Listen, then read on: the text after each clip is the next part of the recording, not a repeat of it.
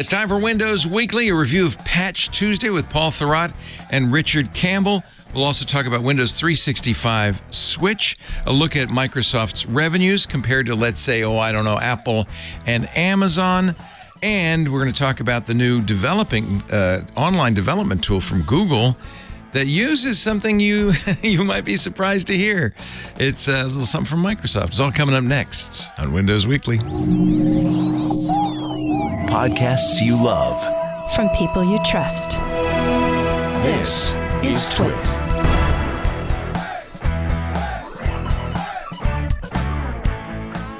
This is Windows Weekly with Paul Thurrott and Richard Campbell. Episode 841, recorded Wednesday, August 9th, 2023. You've been tennified. Windows Weekly is brought to you by Duo. Protect against breaches with a leading access management suite providing strong, multi-layered defenses to only allow legitimate users in. For any organization concerned about being breached and in need of a solution fast, Duo quickly enables strong security and improves user productivity. Visit cs.co/twit for a free trial. It's time for Windows Weekly. It was a nice very weak opening. That's Richard Campbell. Junior high school going there, Leo. Yeah, it's great. Thanks, Paul. That's Paul Thurrott. Hello, you two. You gamers, you. How you doing? Hello, Leo. Windows and dozers, Leo. Join us all. Did you have a good week? Yeah. I feel like some social grease must be exchanged at this point. Sure. You're looking mighty fine, Paul. So anyway, how's Windows? You too.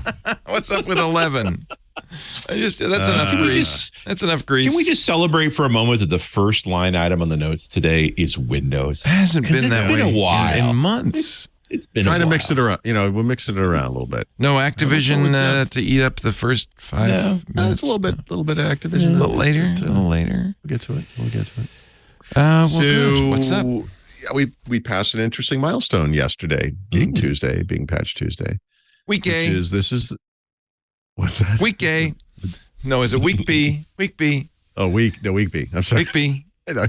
Week You B. said something else that We was had a worse, week but good. E. That was fun. Yes, we did have a couple of weeks. Actually, technically, we have 4 of those a year, although Microsoft doesn't always observe them or whatever. Anyway, so week B is Patch Tuesday, as we know. Week D of the previous month is the preview update for the Patch Tuesday we're celebrating this month. And this week's Patch Tuesday marks the first time since the release of Windows 11 version 22H2 in which we received not even one new feature. First time. Yay. Huh. Yep. It's just a minute me like, change is good. You go first. I'm really excited. Are they saying Windows is done? No, I think It's what finished. they're saying is August is the month in which they're going to complete 23H2, which is also Moment 4. And that's where we're going to get several new features, I'll call it. So that will be finalized later this month. We don't know when, and they won't tell us when, so it doesn't matter. But we'll see it move into the release preview at some point, and we'll have that idea that it's coming. Preview release in September, almost certainly, assuming that schedule is correct and doesn't change, and then final release in October, which is ludicrous because there'll be something in November too because Microsoft, right? So don't worry about that stuff. Because reasons, yeah. Right before the show started, I was racing to write a blog post about a new Canary build and probably should have bothered because there's nothing going on. Canary, as we know or believe, I should say, is the kind of preview of what we think Windows 12 will be. So far, it has been nothing. The most dramatic updates to it so far have been adding features into it that already debuted previously in dev or beta. So, whatever. This release was particularly uninteresting. 2 features previously debuted in beta devs, were added. A new notification icon in the system tray. Actually, what does it look like now? I think it is a bell. Anyway, a little bell thing. And the new color filter options, which are part of accessibility settings. Nothing dramatic there. There is an update in it for the snipping tool app, so we could see that honestly at any time. And basically, if you're familiar with this tool, which has gotten bigger and more feature packed in recent months, you know that it now does screen recordings. And so they're adding buttons for editing the screenshot you just took in Paint or editing the screen recording you just took in Clipchamp. So not much there. And then we finally have something interesting. So I assume most listeners or viewers are at least somewhat familiar with, I have lost Discord. Oh, here it goes. Are familiar with Windows 365, right? This is the cloud PC, the evolution of that Azure virtual machine. What was it called? The other one, whatever the Azure virtual machine feature was. Basically a managed way for businesses to have Windows 11 PCs up in the cloud. I don't remember when this was announced, but at one point they were talking about the ability to switch between your local Windows 11 install and your cloud PC using the task view button that appears by default in your taskbar. And this feature is now available in public preview. It is called Windows 365 Switch, right? And if you're familiar with task view, which I actually disabled the button for, when you bring it up, it gives you a view of all of the open windows in your current desktop. It gives you the ability to go to a new desktop. So this is the virtual desktop functionality. And next to that, if you have Cloud PC installed and configured, you will have the ability to switch to your Cloud PC as well. So you can kind of click back and forth between the two environments. Interesting. Yeah, it looks like it's pretty well done, honestly. I'm just wondering how many people are actually using this. Yeah, well, this particular feature is 0 because to use this, you actually have to install the Windows Insider Preview beta channel version on your cloud PC and your local PC. Right. And then you wait a few hours because, it's like a witch's brew and it takes a little while. And yeah, provisioning is the polite term. Witch's brew is another version of it. Yeah. Sorry. My non-technical term for that. And it will just appear. You'll get a little pop-up. We'll say, you can do this now. And then it's available and you can make it happen. So that's a cool feature. Still kind of curious, like, in tandem with what you just said, what's the use case here? What's the audience size? Mm-hmm. I don't know. I mean, I don't know. I kind of feel like I want to set something like this up with my laptop so that if I need more horsepower, I just tap to the cloud, right? And the idea of having it integrated so you're not going either or, but just always have it available to you. That's interesting. This feels like you are trying to figure out how to make this a product people actually care about. So does anyone know the Azure feature, the Azure virtual machine feature, the thing that preceded this and is still available? It is Azure Virtual Desktop. Azure. So based on what you just said, it actually sounds like Azure Virtual Desktop would be a better solution to that problem because you're using a full-featured Windows 11 PC of whatever, age and power and so forth. But every once in a while, for whatever reason, maybe a developer topic or a developer task or maybe a content creation task, you want the additional power that might be in this virtual machine. With Windows 365, you pay a fee every month. It's just a steady monthly fee. But the Azure Virtual Desktop is a consumption model, if I'm not mistaken, right? So that actually kind of is more in line with what you're saying. In other words, every once in a while, you might not even need it once in a given month, but then the next month you need it twice. So you kind of what you want to do there, I would assume, is just pay for the times you use it. Yeah, it doesn't work that well at the singleton level. It works really well at the enterprise level where there's always a few running because you need an instance in place to have the other instances launch reasonably. Like from cold, AVD is pretty brutal. Okay. So if I ran AVD by myself, I would be sad. But if I have enough friends to have one running, so the others are going, and you do vary cost as more instances launch, it's going to go up. So you always have a little bit of burn and still be efficient. Getting completely cold is kind of sucky, but it's too complicated for a consumer. Like it's not trivial to get an AVD system set up properly and you have it behave correctly and so forth. It's just the folks that I know that the impetus on it is pandemic stuff. It's badly behaved apps. They just couldn't make work over the VPN.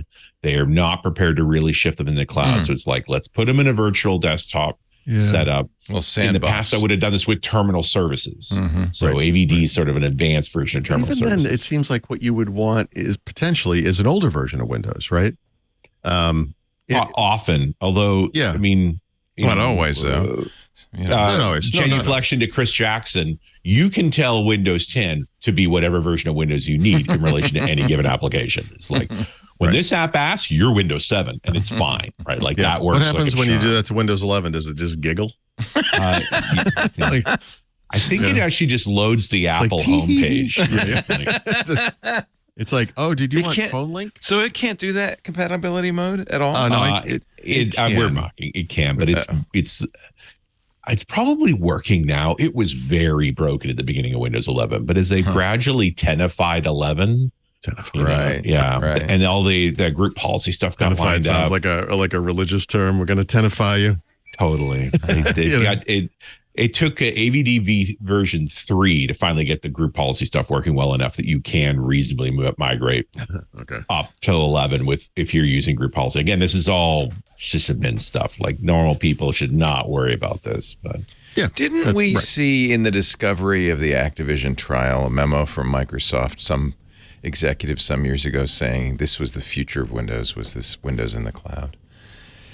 There was a throwaway line like that, but you got to be careful with this kind of stuff. There's two sides to this, right? One is they would have said the same thing about Xbox Cloud Gaming, right? Which now they're like, oh, it's like a trailer for a game, that's all people ever use it for, right?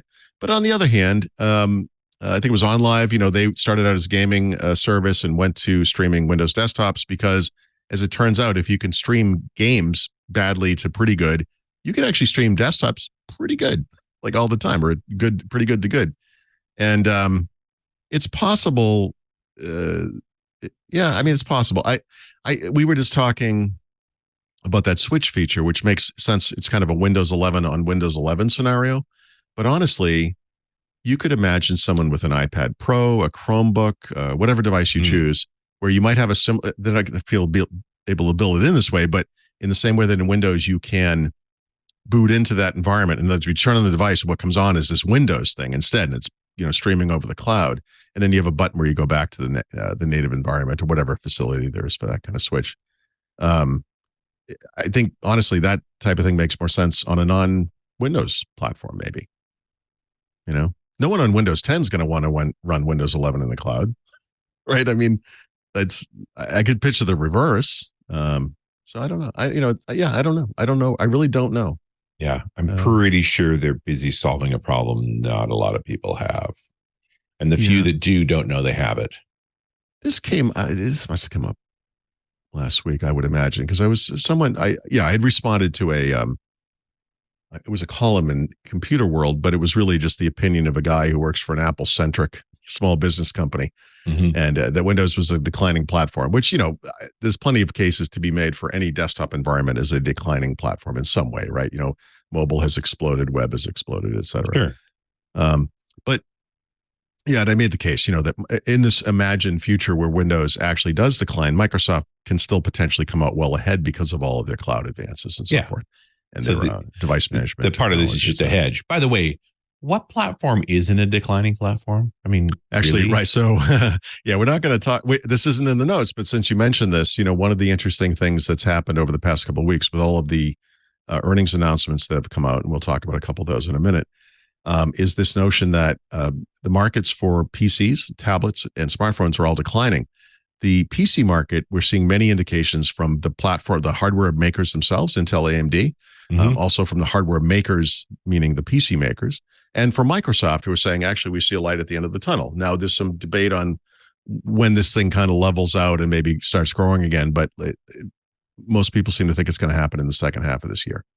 In the smartphone space, that is not the case at all. And the smartphone market is absolutely the biggest personal computer hardware market, but it has also suffered the biggest declines. And that is not going to stop. We'll talk about actually Sony's earnings much later in the show as well, but they make the camera sensors that are used by most flagship smartphones. And they see no indication that this is going to happen until 2024 at the earliest, was the way they put it.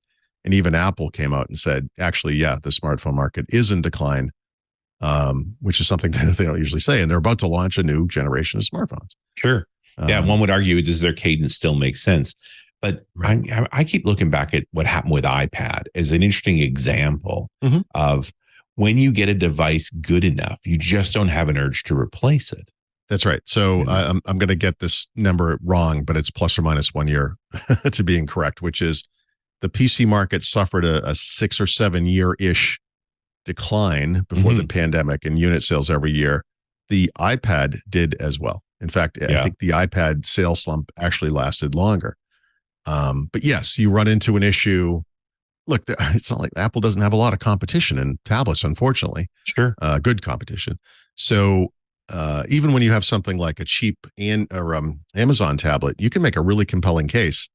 Spend the money on the base iPad, give that to your kid or to yourself, and forget about this toy that, with this ridiculous Fisher Price processor that's in it or whatever, and terrible screen resolution and non-compatible store and all. And that's what really ultimately happens to an iPad is eventually Apple refuses to support it anymore. It's not like it stopped working. It's just that they're 5 versions ahead now, and they don't want to they don't want to do the regression testing anymore.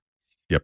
Yeah. So, but again, I because now I'm apparently an Apple supporter, I'll just say they actually do a really good job of supporting the devices with the newest versions, and they really do for a long time. I just wonder if they have enough nerve to acknowledge we don't need a new phone each year. Like you could go every other year cadence. Well, no, they do acknowledge that. I think they really are an every other year cadence, and they know that users keep them even more. Well, they don't like to use the S branding anymore, but it really is a big little cadence. And listen, they stopped reporting unit sales at some point. I don't know, probably 3 years ago-ish now. Maybe this is the next step. And look, their processors are fantastic. They are using last year's processor now in a lot of their new devices, rather. And we were speculating that some of that's binning, just as Intel used to take the chips off the die and say, "Okay, you're a slower one. You're a Celeron. You're a Pentium 2," and Apple's probably doing the same thing.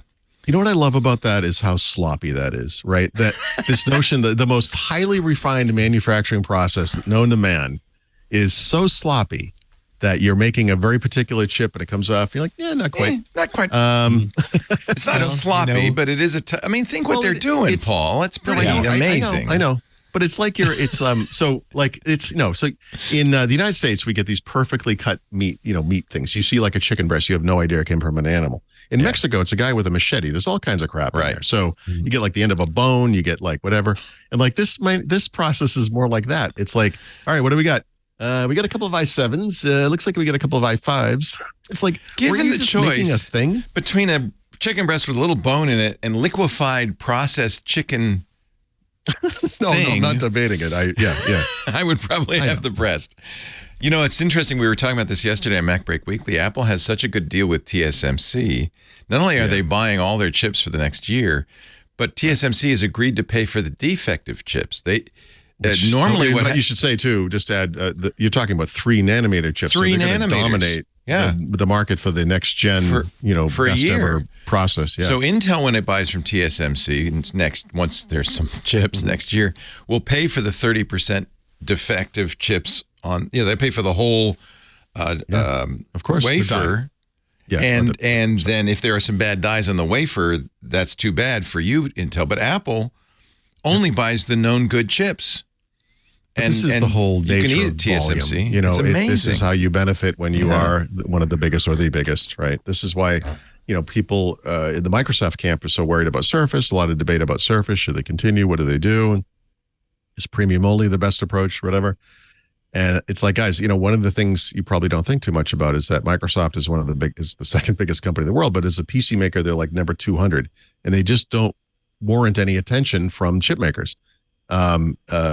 Before other companies are satisfied, right? So when new chips come out, Lenovo, HP, Dell have a lot more leverage, than Microsoft does in this case, So anyway, Apple's on the reverse end of that spectrum, obviously. So they're doing, they'll be pretty amazing. But nevertheless, Apple, as you know, had a bad quarter, and the stock price went down. They lost $200 billion in value. They made, by the way. And I think Microsoft made more, but they made $20 billion in this bad quarter at Apple. Yeah, so I was going to quickly to recap. Yeah, I was going right, exactly. It was like it'd be like I lost a penny and went back to find it and I couldn't. It was a tough quarter. Broke my heart. Microsoft announced their earnings for the previous quarter. I'm going to call it the second quarter because it's the second quarter financially. Every company has a different it's fiscal quarter. But, right. Yeah.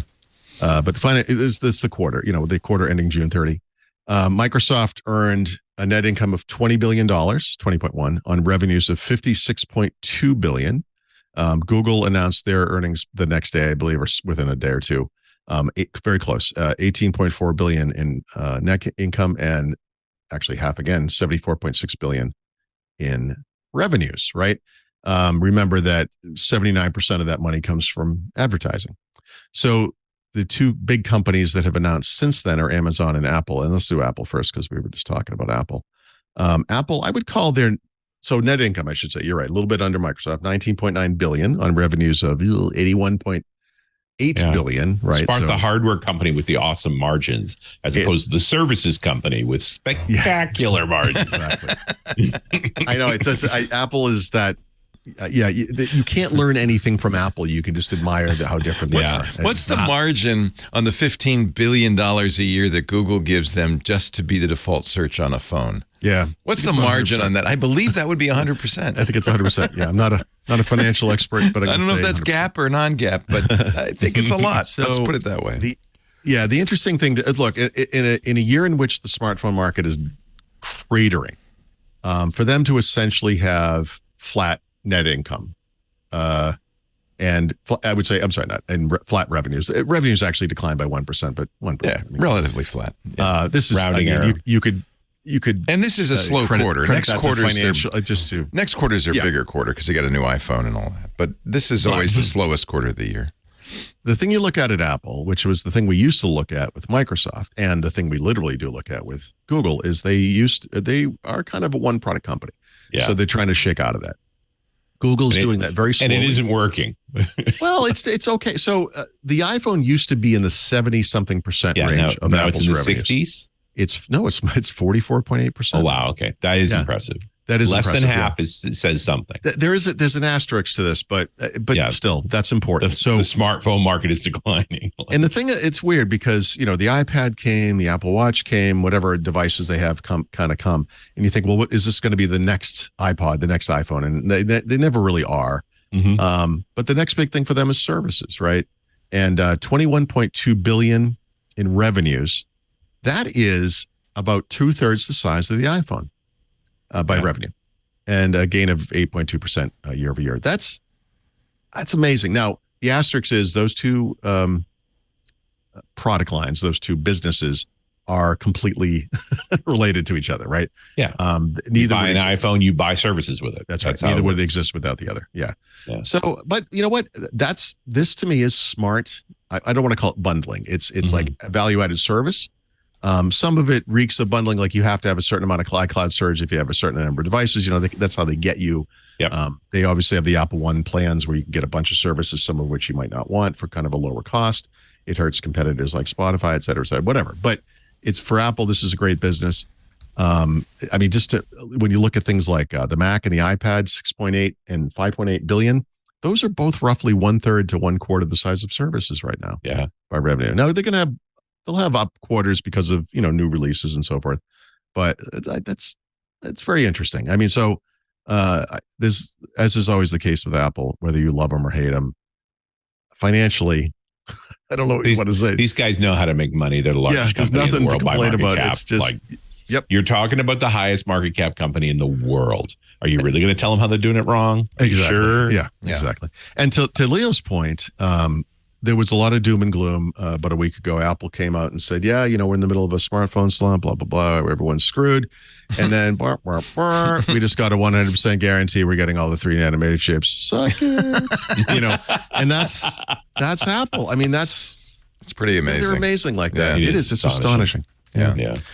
It's also an argument that they're a monopoly, but we won't. Well, how many of those services customers don't have any Apple devices, right? Like, at least when you look at even Google, there are people selecting their services. Yeah, no, it's a pure ecosystem play, and it's a lock-in play. There's no one better at it than Apple. They are the definitive walled garden. Yep. You can't begrudge them wanting to leverage their very money happy user base. I mean, they're always happy to spend money on their side. I mean, of course. I mean, our customers are desperate to spend money with us. The least we can do is help them. We are trying as hard as we can to find new ways. We're running out of ideas. Yeah. Do you think Apple actually targeted affluent users? I guess they probably did. I mean, they did nothing. Look at the marketing of their products. Yeah. They're not looking for a down market. I mean, that's what made the S so weird. Really? Right. You're going to make a budget version of your product? Right. Like, what are you doing? They've never done that. Yeah. So there was a time when Apple looked at doing netbooks, right? And they could have. And, there's lots of stories, many apocryphal, about how they got off of that and went to tablets. Johnny Ives, I don't know why we need a keyboard, whatever. But they went in the direction they went. I have to say, I don't believe that's his accent, but okay. Homer Simpson, I believe, but okay. What do we need a keyboard for? Sorry, that was actually Phil Schiller right there. So, but you know what? It's an interesting thing because the iPad has been a tremendous business for them. It's still an upscale thing, but it's also mainstream, which is amazing. They continue to find new ways to have more expensive iPads, and they're doing great with that. And had they gone down the netbook route, I think honestly they would have tarnished the brand. It would have been bad for the Mac. They would have been supporting these lower end computers. It was the right decision in their case. In fact, you could make an argument that the PC makers rushing after netbooks like they did 10 or even whatever years ago, 20 years ago, was maybe the dumbest thing they ever did to harm themselves in the history of PCs. They lowered the expectations of users on price and quality. Yep. And it was just the wrong thing to do. But, they're going after the quick buck. Yeah. Plus, they went with Linux because they didn't want to pay that Windows licensing fee. Microsoft showed them, we'll give you a piece of crap version of Windows too. So it's just crazy. It was just and one would argue that Apple also saved the laptop market, right? Yeah. Between the Air and the iPad, there was no ability to sell a sub $1,000 laptop. If you want to spend less than $1,000, you buy an iPad. And if the sub $1,000 laptop was a terrible piece of plastic, and they were trying to get to $500. I actively seek out articles that claim to find the best laptops you can buy for $500 because I know that's a lie. Yeah. And even the Wirecutter, which I actually do trust and like quite a bit, which is now part of the New York Times, does their annual kind of back to school thing. And it's like, you really can get a pretty good laptop for under $500, $500. It's like, yeah, no, you really can't. Yeah. That is no, especially not for a kid who's is about to go through 4 years of school. Yeah. They'll be lucky to get 4 months of use out of that thing before they get really aggravated with it. The big part is they're fragile because they're so cheaply made, right? And that's the thing that kills you in the end. It will break. Yep. But once those devices came out, the laptop price bounced up. Right. It's the only thing that made sense, and everybody got a better product for that. The problem is, so PCs today are much better than they've ever been, which is kind of a weird problem because people don't need to upgrade them very often. That was going to happen anyway, right? Yeah, I know, but it's just it's like be careful what you wish for. It's like, okay, we went down the wrong path in netbooks. I don't think you did. I think you're recognizing the maturation of an industry. Yeah. And I used to work with organizations that were replacing the workstations in the office every other year. Now it's easily 4 years, and we're talking about do the extended warranties make sense to go out to 6 years? Because when they replace the machine, the user's reaction is not, oh my goodness, a nice fast machine. The user's reaction is, where's my stuff?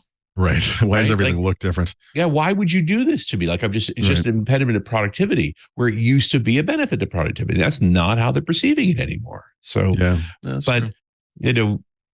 Now, my experiments in my server closet, which is finally being retired in the next 2 weeks, but I'm not unhappy about that, was I built a pair of symmetrical servers that I actually changed out fans and drives twice.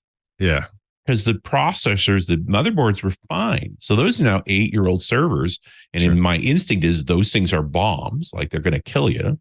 They'll tip over at any time, and I'm just not going to refit them again. I'm going to dispose of them once. It's like when a headlight goes out in a car. You just do the both because the next you get home with the new light, the other one's going to just go. Absolutely the case. When's the last time you had a headlight go out in a car? Just out of curiosity. It's been a while. Yeah, they don't go out anymore. Come to think of it, that's true. I guess it's LEDs. But this is the same thing that's happened to PCs, right? Is the quality of manufacturing and architecture has gone up, and the power has been sufficient, right? Right. By the way, if you get your hands on a Rolls-Royce brochure, Because when you get to the specs on a Rolls Royce, they don't give you the horsepower. They literally say sufficient. Yeah, just like Apple. We don't know we all used day to be battery life megahertz. That's all you know. Exactly. Right. Yeah. No bezel screen. Wait, what? Yeah. I got a Maserati brochure in the mail yesterday. They didn't mention the horsepower either. Not so much. No. But we used to market PCs on their megahertz wars, and we don't do that anymore. Yeah. Right? Because it's irrelevant. We also used to get frequent blue screens of death. When's the last time you got a BSOD? So I write a lot of laptop reviews, and infrequently I will cover other things like desktop computers, very infrequently, that kind of thing. But I'm getting a couple of small form factor computers in, and one arrived the other day, and I did a little write up about it today. I wasn't going to talk about this, but I'm very familiar with the various microprocessor families, that, especially that Intel has. And this one it's a 12th gen, so it's not the current gen, but it's a 12th gen. I'm going to get the model exactly wrong, but it's like 17-1240 some number T. And I'm like, T? But I've never heard of this. I've heard of, okay, so I got to look this up, right? There's U, so there's P. Never heard of a T. Yeah. H, T for there's Thurrott. K. Yeah, so, well, I thought so like an Intel NUC, a typical one, a mainstream NUC would have a U-series chip because it's really just a laptop, but in a small form factor body, desktop body. This one, though, is like a business class machine. I'm like, this has got to be something related to, it's a desktop chip, I bet, and it's a small form factor. I bet that's what it's for. And that is what it's for. I'd never heard of it, but there is a T series, 12 and 13 gen at least, where it is I don't know what it's based on. Power optimized lifestyle computer. Yeah, so the idea is it's look at all the letters. Did you see it? E, F, G, H, H, K, H, Q, K, S, T, U, Y, P. So it's designed X. for a case that has a minimal cooling and minimal venting. It's a lifestyle computer. It's small form factor. The type of thing you're going to plug in a Mesa behind. So it's quiet is the thing. I haven't even turned it on. It's quiet for your quiet so we'll lifestyle. See, but it's a 35 watt part, right? So versus 15 or 28 for U and P series. So it's more powerful. In that sense, it's eight cores. And by the way, no, I think it's 12 cores or 8 cores. Let's say it's 8 cores. But there were more performance cores than efficient cores, which I think is the opposite mix on the mobile side. I could be wrong off the top of my head. But anyway, I thought it was really interesting. So there's all something that's been on my radar as I'm provisioning the networking up on the coast place and realizing, hey, I don't have a server closet anymore. So the fans in switches, not popular. Not a good thing. Right. You need a lifestyle processor. I sure do. I am selecting lifestyle switches. I bet it's cold up there on the lake in the winter. I'm thinking maybe you got to have some small form factor computers just running full speed. There you go. All I got to do is do a little SETI at home and heat the house up. Exactly. Right. That's funny. T. So, anyway, I'd never heard it. When are you going to review these? What do you mean, like the Intel, small form factor? Lenovo Nano, that kind of thing, or it's like that. It's not a Lenovo. I've got one coming from HP, and the one I wrote about today is from Acer. But they're business class computers. They look exactly like that little Lenovo that people are talking. Yeah, Discord. Yeah, nice. Yeah. Well, the NUC is doing what NUCs do, so we'll see. Soon there'll be the Asus NUC, and I think that's a bad thing. I don't know. I'm glad they're doing it. I'm glad too. And I've always been an admirer of Asus. I have a bunch of their stuff. They serve me well. Oh yeah, I love Asus. The routers are great. I don't review them very much, but they're always pretty good. The other big tech revenue report was from Amazon. Of course, they always come in at the high end, right, with revenues. But interestingly, net income of only $6.7 billion on $134.4 billion. So. Not double Apple, but you're getting close to there. Margins, man. Look at the margins. They're a retail business, yada, yada, yada. But they're a warehouser. They're learning lower margins than even retail. Right. Yeah. Right. And all the transportation they have to do and logistics. Oh, yeah. So they have money exploitation of workers, implementation of robots.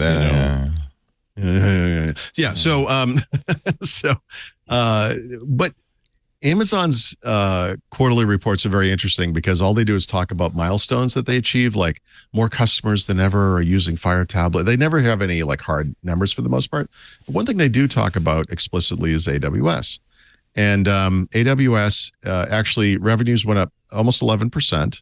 to 22.1 billion in the quarter, but that's the slowest growth since 2015.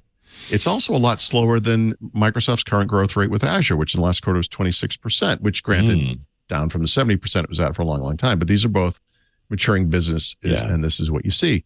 And so Amazon is starting to talk about AWS in the same way that Microsoft is with Azure as the platform for AI. And unfortunately for Microsoft, they're pretty well positioned for this, right? And I'm not going to list these, but they list all of the new AWS technologies and capabilities related to AI that they released or improved in just the past quarter, and it is a long list. So, well, and it needs to be, because they are not in the news for their AI efforts. That's right. But you know what? Amazon accepts the thing that I think Microsoft is having trouble with, and I really think Microsoft's perception issue dates back to decades ago, and their never-ending desire to be like this Apple-type consumer product company is in addition to all the enterprise stuff that they did, where Amazon's like, you know what? We're a back-end service. We don't care if you use our first-party services. Our first-party service is AWS and all of the things that are in AWS, and we want you to use those. And if you look at all the most successful, well, a lot of the most successful services in the world, they're using AWS, right? And they just accepting their electricity, you know? Yeah. And their revenue. Well, I mean, they're one of their biggest, Amazon is one of the biggest customers of AWS. Like, they did make this product by accident. They were trying to solve their own problem. Right. Yeah, but that's always I feel like Microsoft has done this. Google has done this. This is in an engineering focused company, creating something for yourself that solves problems and saves money. Right. Microsoft's trying to do this right now with data center processes for AI. Oh, sure. And then saying, that's how CompuServe started. H&R Block had excess capacity every month but April. Sure. But April, that's right. So they said, that's funny. What can we do with that? I completely forgot about that. Yeah. That's right. So there's a long-standing tradition. Yeah. It's a great point. It's a good business model. Absolutely. And they've been great with it. Anyway, so 70% of Amazon's overall operating profits come from AWS. So this is the thing that keeps the company afloat when there are bad months with retail and trucking and employees and all the other junk that goes wrong at Amazon. Unionization. Yeah. AWS isn't going to unionize. I can tell you that. Yeah. Well, unless the AI does it. Actually, that could happen. But I thought you were going to talk about Amazon's willingness to be infrastructure without, like trumpeting their successes and stuff. Like just sitting in the back seat. They don't have to. Their success is we just here $134.4 billion in revenues, and Apple, the biggest company in the world, they only earned 82. So fuck you all. That's their whole thing. They're just, like whatever. We don't care. There's so much ego in the C-suites that I think it's challenging for them. But I think there's a lot of companies. I have a friend who has made a very large fortune by being by being the cell phone king, the phone booth king. Because what happened was AT&T was getting out of the phone booth business, right? And he said, I'll buy them. And he bought all the phone booths, put cell phones in them instead, so he didn't have to run infrastructure. Now he just goes around collecting quarters. It's not... Does it actually makes money? He's multi-millionaire. He has houses all over.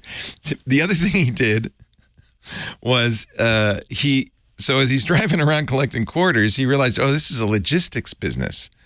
Right. Right? You make more money if you figure out how to do this more efficiently. Just read the book about Amazon to figure this out.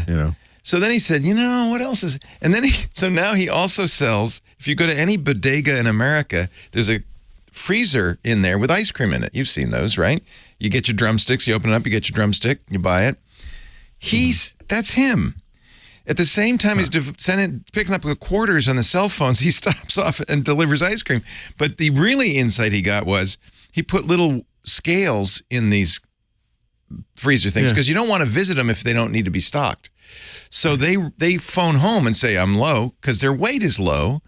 And then the truck stops on the way to pick up the quarters. It stops and drops off some ice cream. That's amazing. But my main point is, I think there are a lot of covert billionaires in this country who don't blow their own horn. They're running cement companies or gravel companies. And they're willing to be infrastructure without the glory. the one thing Amazon has going for it as far as publicity goes is the billions of boxes that are delivered every day with their logo on it, in trucks with their logo on it, that we all see on the road. So it's not like Amazon's not in, our brain. But do you ever, and in Silicon Valley, we see ads for AWS too. I don't know. Do you see ads for AWS in Makunji? No. I see ads for the Cracker Barrel. Yeah. Nice. It's a slightly different. We are still talking about a company with single-digit margin. Yeah, isn't that amazing? Like, that is a tricky, and it's only because they have a small high margin business wrapped in a massive, incredibly low margin business. Going back, if you go back to the origins of Amazon, and Jeff Bezos is going to sell something, and they make a list of those some things, and the thing that comes out on top is books, is the stupidest business plan of all time. And he lost money at it for a decade. Oh, but you know what? This guy was not stupid. He was a hedge fund guy. He had analyzed it carefully. Yeah. And don't forget that at least for the first 20 years, he was able to decide how much profit they made. And often, often would, we're going to take all this money we made and invest in fulfillment centers. Okay. I think he managed the profit very carefully. And for all we know, they still are doing that. Which is the low margin? Is the cloud the low margin business or the high margin business? It's the high margin business. It's the books. Ultimately, marketing. The building of that infrastructure is very expensive, but the payoff is huge. The problem is you have to keep refreshing it, right? Well, but also you have electricity and cooling costs. I mean, it's not a cheap. A network center is not a cheap thing to run. But that's why everyone. You must have heard this statistic, right? Who owns 50% of all the ARM-based servers in the world? Can you guess? Yeah. Amazon. Yeah. Right? Yeah. Because they're the most energy efficient. Here's another stat for you. In passing, but who makes 43% of all those servers? Foxconn. Right. Is that interesting? Because the story hear that part of it. Yeah. Yeah. The story was that Apple was buying all these servers for AI from Foxconn, and then buried in the the Bloomberg story, the 3/4 of the way down. Foxconn makes 43% of all the servers used in the world. We're a far cry from the days when Amazon workers were using doors as desks. Yes. Google employees were going to that giant electronic store. What was it called? Oh, God, I loved that store. In the Valley. Fry's. God damn it. Fry's. And buying components for their own homemade servers. Yeah. And things have matured since those days. Yeah. Yep. I think it's fascinating. I mean, for me, that's one of the things I love about covering this business is really kind of trying to put this whole story together in a coherent way. It's really fascinating. Yeah, you can kind of you can look at things as they happen. There's a fog of war element to it, but you don't really know how it's going to come out. It's fascinating in retrospect to look back and see what did happen. Exactly. And kind of ponder those things that maybe should have happened or could have happened. That's why that Windows Everywhere book by that guy is so good. So good. Yeah, highly recommend. Leanpub.com. Look for Paul Thurrott. Windows Everywhere. Well, that was an unasked for but highly paid plug. No, Paul pays me nothing. I just want you to know. We're going to take a little break, if you don't mind, so we can get paid a little bit. Paul Thurrott, Thurrott.com, Leanpub.com for the books. Don't forget, Richard Campbell, runisradio.com. And .net rocks. Does. Yes, it does. Did you look at, I'm curious if you looked at the thing Google announced yesterday, the IDX.dev. We're talking about it. Oh, good. I want to talk about that. Yep. I got on the wait list. I don't know when I'll get in, but very interesting. Yeah. Mm-hmm. Well, we'll talk about that and a whole lot more when Windows Weekly continues. Our show today brought to you by Duo. Oh, you know Duo. You know Duo, right? You've heard of Duo. Duo protects against breaches with the leading access management suite. Strong, multi-layered defensive and innovative capabilities only allow legitimate users in. They keep bad actors out. That's Duo in a nutshell. And for any organization concerned about being breached, and that should be every organization, we know that these days. And if you need protection and you need it fast, that's another nice feature of Duo. Duo can, by the end of the day today, you'll be ready. Duo quickly enables strong security. Here's another good point of reference. We often talk about the trade-off between security and convenience. Duo does something very interesting. It actually can improve user productivity. So Duo prevents unauthorized access with multi-layered defenses and modern capabilities. They will thwart malicious access attempts. But also, as the risk goes up, Duo can increase authentication requirements. It's actually sensitive to what's going on. And this is how it enables high productivity. It only requires authentication when it knows we need it, which means you can have swift, easy, secure access. It is possible to have all three with Duo. Duo, it provides an all-in-one solution for strong MFA, passwordless, single sign-on, and trusted endpoint verification. Duo helps you implement zero trust principles by verifying users and their devices, and it does it quickly and easily, and it's so good. Start your free trial and sign up today. cs.co/twit. That's cs.co/twit. TWIT. Thank you, Duo, for supporting Windows Weekly. I've been a Duo user for years. cs.co/twit for more information. Saw your Mastodon retweets or whatever you call it on Mastodon about the cop showing up at the protest. Is it like dressed like Steve Buscemi? Yeah, I just saw that and I thought, oh, that's funny. How do you tell the undercover cop provocateur? It's the outline of the handcuffs in his pocket. The vest under his shirt. The vest under his shirt. He's got the backwards Yankees cap. That should fool everybody. Nothing on his wrist. And the the police issue boots. That would be also a giveaway. Things is not like the other. We just got a little political there, but everybody should know these very useful tools. Okay, what else? Where do we go from here? You want to talk about Microsoft 365? Maybe throw in a little AI. Oh yeah, I was ready to skip ahead there. Yes, I got you excited with IDX, didn't I? But no, let's. They did. Yeah, I jumped right ahead to that. Let's pull people off. Slow down. Yeah, just a couple of things this week. So I think it was last week, or possibly the week before, Microsoft announced they were supporting Bing Chat in Chrome and Firefox on desktop, and then this past week they announced that they are also now going to support it in Chrome and Safari. Actually. Chrome and Safari on mobile as well, right? So this is sort of the opening up of this service to people who use other browsers. I noticed one of them is not Brave, so thank you for that. But I don't understand if it works on one Chromium browser, why it wouldn't work in every Chromium browser. Now, is this because I'm on the beta that I have at the bottom of my, right next to the search pill, a Bing Chat button? It says PRE. Copilot preview. That's Copilot, not... that's Copilot. Yeah. That's right. Yeah. That's the preview version of Copilot. Yeah, so I don't even need it in my browser because here I am in Firefox and it just slid it over. Yeah, except it slid it over so it could run Edge over there. That's the problem with it. Is that what's running here? Is Edge? Yeah. Okay. Yep. Okay. So if I took Edge off, well, you can't. Screw you, Microsoft. I can use Firefox. Yeah, you can. Yeah. So I haven't played much with it. It's funny. I wonder if we've tired of this, because when it first came out, I did all sorts of stuff with AI and then Midjourney. Now it's I don't really need it. I didn't do this as a strategy, but when this stuff first started coming out, I created a lot of, I have to create or make or use graphics or photos or whatever for articles right at the top. So you have like a kind of a hero image, I think of it. And I generated several of those early on with some of the, everybody was doing that. Yeah, Dolly. And okay, they're interesting.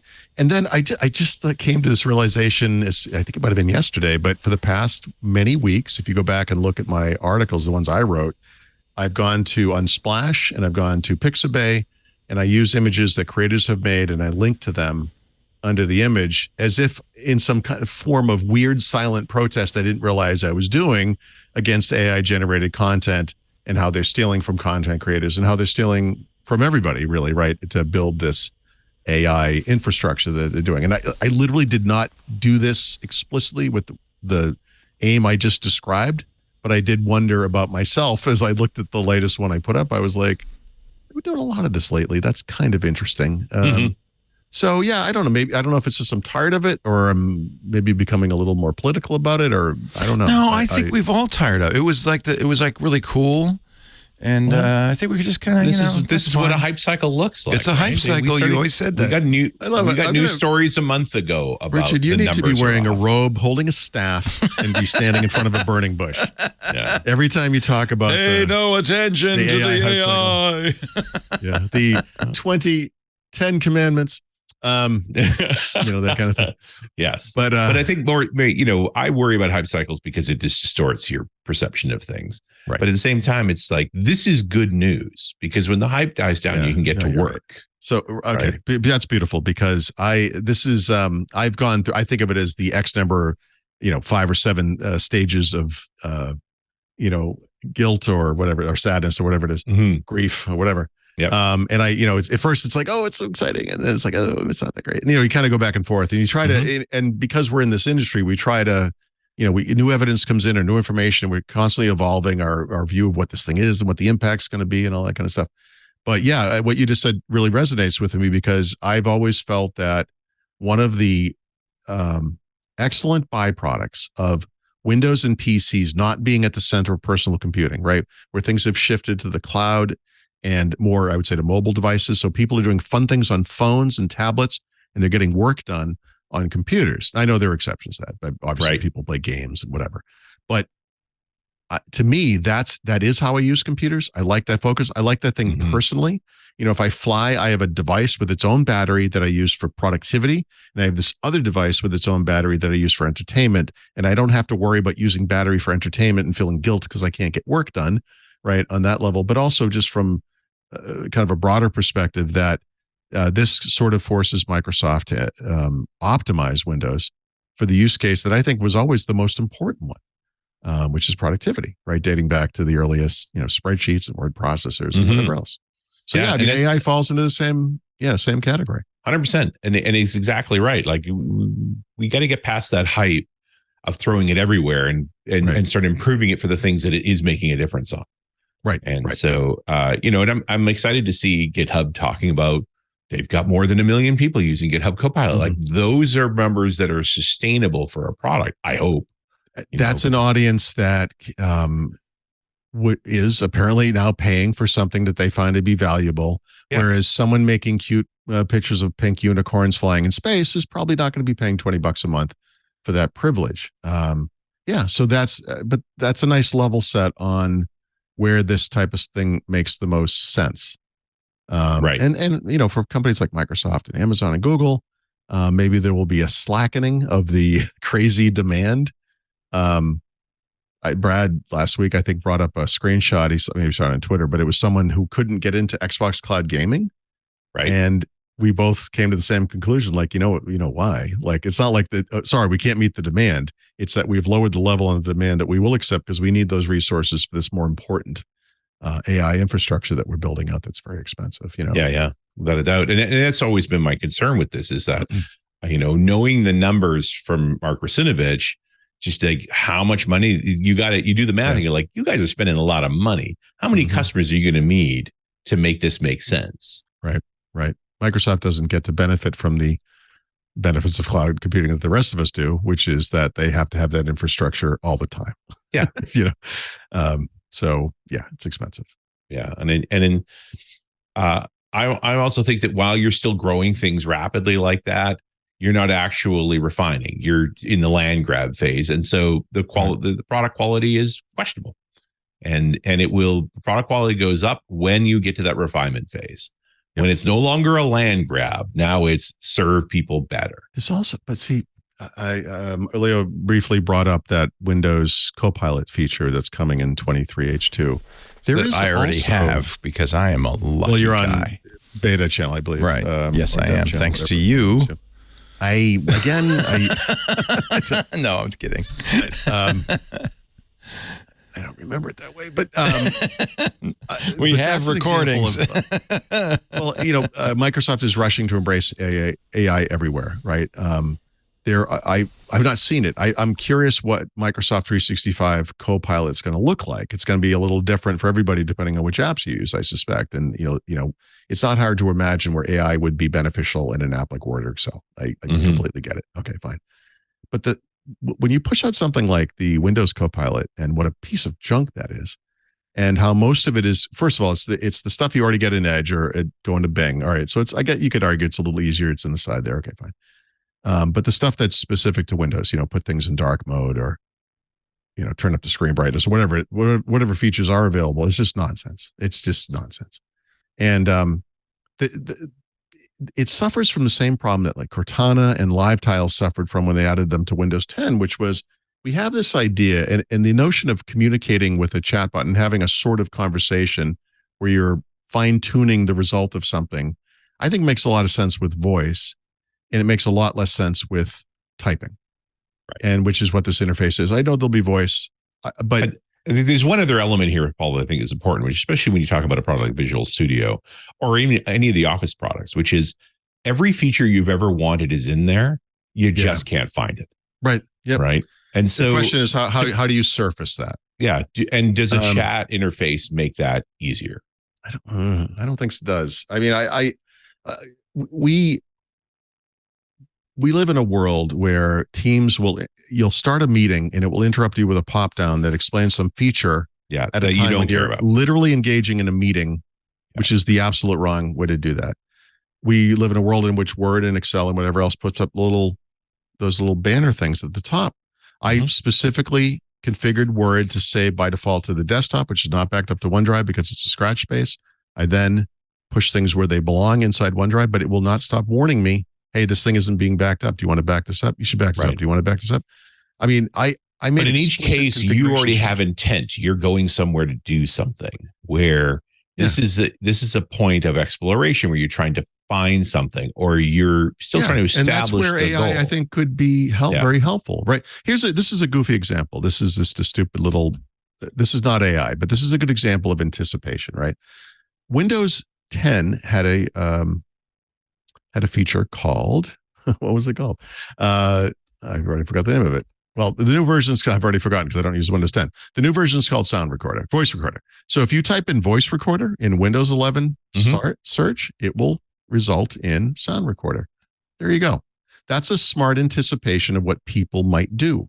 But the other thing that AI would actually help with is you incorrectly you do something and keep failing. And that's when it could come up. This is the Clippy model, unfortunately. It looks like you're trying to make your screen darker or whatever it might be. This is the whole, we keep talking about this, the Stevie Patish thing. It shouldn't be on the side. It should be integrated into the thing. Yeah. So maybe there's some future version of like you found settings and you're like, I don't know. Maybe it senses that you're sitting there not doing anything else, haven't clicked on anything, a minute's gone by. It's like, hey, do you need some help? Yeah. Or Microsoft Word and some of the Office apps have this kind of a neat search feature at the top where you can just type something in like bold, and it will tell you how to bold. Sometimes it'll show you the etymology of the word, and that's less helpful. Like you search still a tough problem, but you see different categories here of I want to navigate this product better or figure out a feature, or I love the idea of asking PowerPoint, make this deck not suck.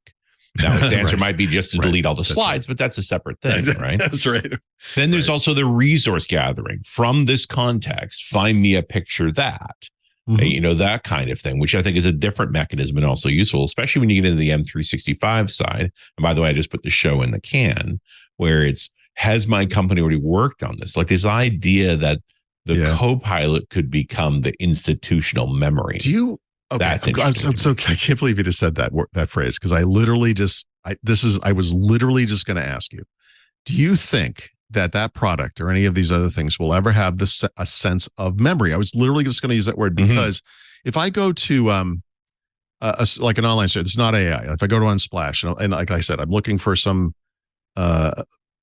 image for whatever it is, an article I'm writing, and I do this repeatedly. I come back. I've signed in. It knows it's me. I keep selecting the same kinds of images. Yeah, AI should be smart enough to surface that stuff to the top. Yeah. It should have a memory. A machine learning model should be observing your routine behavior. It should be learning to generate automation paths for you. Yes. Right. And that's the type of thing that these copilots or some future embedded version of this technology in Windows, in Word, in Excel, whatever product, I think need to do. And this is what's lacking today. This notion of like, I've explicitly configured this app to work a certain way, and you're telling me I should do something else. Screw you. Yeah. You should understand how long I've been using this. Yeah. And that sense of context should matter. And I think that's a very interesting additional aspect to this space, which is machine learning observing your behavior. Yeah. And then and helping to simplify that. I don't have any specific knowledge about what Microsoft is doing in this space, but when I hear M365 Copilot, one of the areas I think about is stuff that I had talked about in the past around the Microsoft Graph, right? Or once was called the intelligence substrate, and talked to Snover about it back in the day. That was good. The Snover thing, yeah. Yeah, it gets back to the same old corporate surveillance issue of M365 knows every email, every chat, every document, who's touched it. It knows a lot about what your company does. The problem is that every way that they surface that falls into the uncanny valley. It immediately becomes creepy. So, and perhaps the Copilot approach, where I express a goal, and now instead of creeping you out, I help you get closer to your goal by utilizing corporate surveillance. Or by not, right? In my example, where I've gone in and I very explicitly configured Word, I'll keep using this one example in a very unique way that is just my workflow, the way I like to do things. Have the intelligence to know, my God, he made a lot of clicks in there. Let's not bug him about this stuff. Right. Like he went in and did how the document saves, where it saves, what to display when you're saving, etc. There's a bunch of settings I do. We're going to leave you alone about this. You seem to know what you're doing, or you seem to be moving down this particular path. When I think about institutional memory, I think about, you used to go to the water cooler and bump into Gladys there, and you said, hey, have you ever seen anybody work on XYZ? And because she'd been there for 30 years, she'd know, there was a guy who worked on that once. You might want to look over there. So right? Gladys is that the code name for the Microsoft Graph? I like it. Gladys. Yeah. That's good. Yeah. But think of the power of being able to turn on a bot that goes and observes that graph and can speed that flow. And I wouldn't call it an oracle because it shouldn't predict any future. No, but it certainly could call it a historian. Actually, right? Or a librarian. Should it be on device? Should be part of it. People are nervous about anything from Microsoft observing their behavior and sending it back to the home office. Well, let's be clear. Viva. They are. Yeah, but that's a managed environment, and it's not Microsoft. It's your boss organization. Right? It's we gotta sort of. Well, Microsoft gets it too. Just a nice benefit. Of course they do. But that's for advertising. The point is. But if you spend your life as a sysadmin, routinely you run into this problem. Yep. Right. If corporate email is used for harassment, the company is liable. And so part of your job as a mail administrator is that you do have mechanisms to search for key phrases and so forth across all of the email. And sorry, you don't get privacy on company mail where the company has liability. Right. And that's reality. Even in a small company like the one I just left, Brad and I, just to use one example, would communicate privately over Teams, and we'd have our own little thing going on. And the whole time it's like, the owner of this company, other people with admin access could very easily come and look at what we're doing and maybe see if we're talking about them if we were, which we kind of didn't really, but and the whole time it was like, we just sort of understand this is the system and we're not doing anything horrible. We're not planning a revolt or anything, or we're not working in the worst interest of the company or anything like that. So we weren't really worried about it, but I should have that kind of. I should point out that a number of big banks in the U.S. are in big trouble because they allowed their employees to use Signal and other private messaging. Right. They were fined $549 million over the use of WhatsApp and other messaging apps. So you're lucky Penton didn't get in trouble for that. I was talking about the small company. Oh, the small company. Okay. Yeah. Right. did. Wells We're Fargo, also talking about BNP, a regulated industry. Right. And the reason the SEC hit them is because what they were doing is communicating about illegal transactions. I spent my entire career at Penton not using their messaging system, so all of their stuff is in my private email somewhere. But so now that we know there's a set of liabilities around this kind of communication, it needs to be captured and managed. Could we turn it into an asset? That's a good point. So there you go. There you go. There you go. AI more broadly is to the Microsoft Graph, or is to the internet with the Microsoft Graph or Microsoft 365 Copilot is the Microsoft graph, right? You're working with this bigger set of data. The beauty of it, if it works, right now it's like we're going to pick out all these little disparate things from the internet, and here's your thing. And it's a great theory, but when it comes out and it's, it says actually this guy was an axe murderer and actually he's an upstanding citizen, or it makes these other hallucinations, it's bad. When that thing works, that's magic, and that's the that's the value of AI. So we'll see. Well, and they want $1 a day per person. But it doesn't take that much to get that kind of return on that. But it's not, it's still, I don't know what they're building, right? We really haven't seen it yet. Right. The conversations I'm having about it is, how am I going to get ready to use this where it's not immediately going to turn into a disaster? Right. Things like we should start marking some of this stuff as sensitive, so that it doesn't get immediately indexed by this mechanism, right? Like we're going to plan in some training, like the things that we're going to need to be Clippy successful. 2.0. It looks like you're talking about corporate secrets. Did you want to mark this as, Exactly. Right. But also, again, I talk to sysadmins all the time. I'm trying to arm them with, when the boss comes running at them saying, hey, we got to put Copilot in everything, it's that they have more of a plan than, okay, I'll hit the big red button. It's like, what's our data governance scenario going to look like? How are we going to manage the HR issues around this? What's our training plan around this? Like, push back on, I'm happy to do that. Are you willing to commit the time and money to be successful at it? Right. Because there's another angle on this, which is, change is good. You go first. Like, let's let another group of people, another group of pioneers get arrows in the back, and maybe we'll get the benefit of their experience if we just wait a little, which in the IT world serves extremely well. Yeah, I think it's the go-to strategy, really. Right. Until being a first mover is a huge benefit. Right. And that's the debate right now. Is this got such a big first mover benefit that we're willing to take the arrows in the back? Or should we wait, let somebody else take them, and use that as governance? That's what Apple's doing. Mm-hmm. Yeah. Well, that, by the way, that works great for Apple. That's another thing they do very well. Yeah. Because this is all I do is compliment Apple now. What have I become? Anyway. Yeah. What's wrong with you, Paul? No, but they do that well. They really do. People are like, oh, they're so slow moving. It's like, but they tend to, they're not all home runs, but they're often pretty strong hits. One of the reason people use Slack to change the subject is because it has that history. In fact, you pay for Slack to get that infinite history in every conversation, because then you've got in writing, what the boss asked you to do, and so forth and so on. So I have two dirty little secrets that I'm going to reveal during this podcast. And one is that I am a Slack user. And the reason I'm a Slack user is because so am I. We're all three Slack users. We're all Slack users. Yeah. Yeah. I have partners that use Slack, and this is how I have to communicate with them, and it's fine. So it's given me an interesting opportunity to try this thing that I've been kind of not dumping on, but ambivalent about, for many years. Twit uses Slack. And this is, some of this is, maybe there's better solutions. There probably are, including Teams. But there's so much change inertia. Is hard, though. Good enough, exactly. Good enough to get you off of the thing. Once you're in it, that's hard. It's very hard to change. I will say, coming from the Teams world as I do, and Teams is a product I'm frustrated with almost on a daily basis. Right? It is astonishing to me how many times it changes the microphone and speakers I'm using.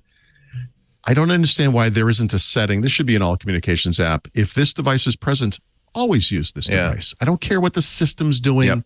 You use this. And the thing is, like, good apps like Zoom are actually doing that without showing you that UI. Zoom doesn't care what you've configured as your default anything. It will just use the thing you used last time. And that's the right.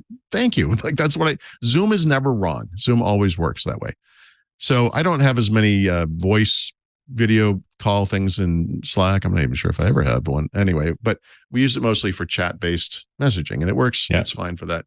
Ironic compared because of my conversation from a week or two ago when I was arguing that Slack and Teams in many ways don't compete in the same market because their audiences are so different. Fortune 500 on the Microsoft side versus small business who are looking for all these little ad hoc solutions like Google Workspace and Notion and Slack, whatever.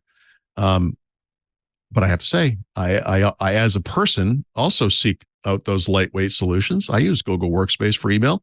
I use Notion for notes and note taking and whatever. I use actually Notion very heavily. And I got to say, Slack fits into that model pretty well. So it's it works fine. It's fine. It's not bad. It's not as it's like a little yacht instead of a giant battleship or whatever compared to Teams, I guess maybe. So anyway, but Slack just announced their first UI refresh in 3 years. It's the first one that will impact me. There's a huge blog post describing all of it, but I will just tell you one thing that does impact me on a regular basis, and this is actually going to make Slack better for me, which is this. I have multiple workspaces. I have one for just Thurrott.com that I share with a coworker, and then also with a partner who does like our web development. And there's actually several guys, and that's one. And then I have a separate workspace because I partner with J.R. Raphael, thanks to your wife, Leo. And good, you guys are working together. Yeah, he's a great guy. I always knew he would be. Love JR. He's one of those. Yeah. I never knew him or anything like that, but he's one of those guys. I've read his stuff for, everybody knows. I don't know if it's 20 years or 15 years, but a long time. Great guy. Very different from me. He's upbeat and friendly and nice. So that's true. Great guy. Very positive. It's completely different. And he has a different writing style, which I also enjoy. It's not, it's just not the way I write, but I like it a lot. I've always liked it. So anyway, these guys, we have different workspaces, I think they call them. And one of the big changes coming in this refresh is you'll be able to have a single view called home. Actually, that's the default view, where you can actually see content from multiple workspaces without having to switch between them, which is something I now do all the time. So that's kind of cool. I would say, again, you guys probably know it a lot better than I do, but I think that Slack is suffering from a similar problem to Microsoft Teams. It's probably not as aggravated, but it started as something very simple, has become more complex over time because there are added features, of course they are, right? Yeah. Doesn't every piece of software, doesn't that happen everywhere? Yes. Oh, yes. I mean, so I think part of what they're doing is part of, like Microsoft does with the Xbox dashboard or whatever. They kind of say, like, how can we make this simpler? How can we get people to go from this to this with fewer steps, less visual clutter so you can focus on what you're doing? There are people who spend their day in Slack. And I say this like it's some kind of revelation. I'm sorry. Everyone knows this, but there are people who spend their day in Slack, just like there are people who spent their day for 25 years in Microsoft Outlook, or people today who spend their day in Microsoft Teams. This app is their work day. Yep. Yeah. And any work like this, I think, is smart. So people get mad at me if I don't respond immediately to Slack that's messages. The point. That's the expectation, right? Yeah. Yeah. So, by the way, parenthetically, we have the same problem with our Discord. I don't know if you've noticed the Club Twit Discord, but the topics are like growing like Topsy. So I know. Discord is a hard. We're gonna fix that it. Interface to me is it's not it's the app. But they've added a new feature, like a forum-like feature, which will, I think, allow us to fix this. We're going to do this in consultation with our club members, but. Anthony proposed this yesterday, and we looked at it, and I think this is the right way to go. So watch for that. There's all these, what do you call the things on this? Are they workspaces or channels or whatever? Channels, I guess, yeah. Channels, yeah. And like they do tend to propagate. They do. Oh my God, it's like rabbits. I have channels for games that I beta tested like a year ago that I don't even, like, what is this thing? It's kind of... There's still people? Yeah, it's kind of our fault, too, because within our own channel, the Club Twit channel, we keep adding new topics. Yeah. Anyway, I think there's a way to fix that. And I think that's one of the things Slack's also trying to do, which is kind of organize we're going to start using the growing out of control. Right. I should make a little mention. You end up with a retirement collection that sort of moves down. Yeah.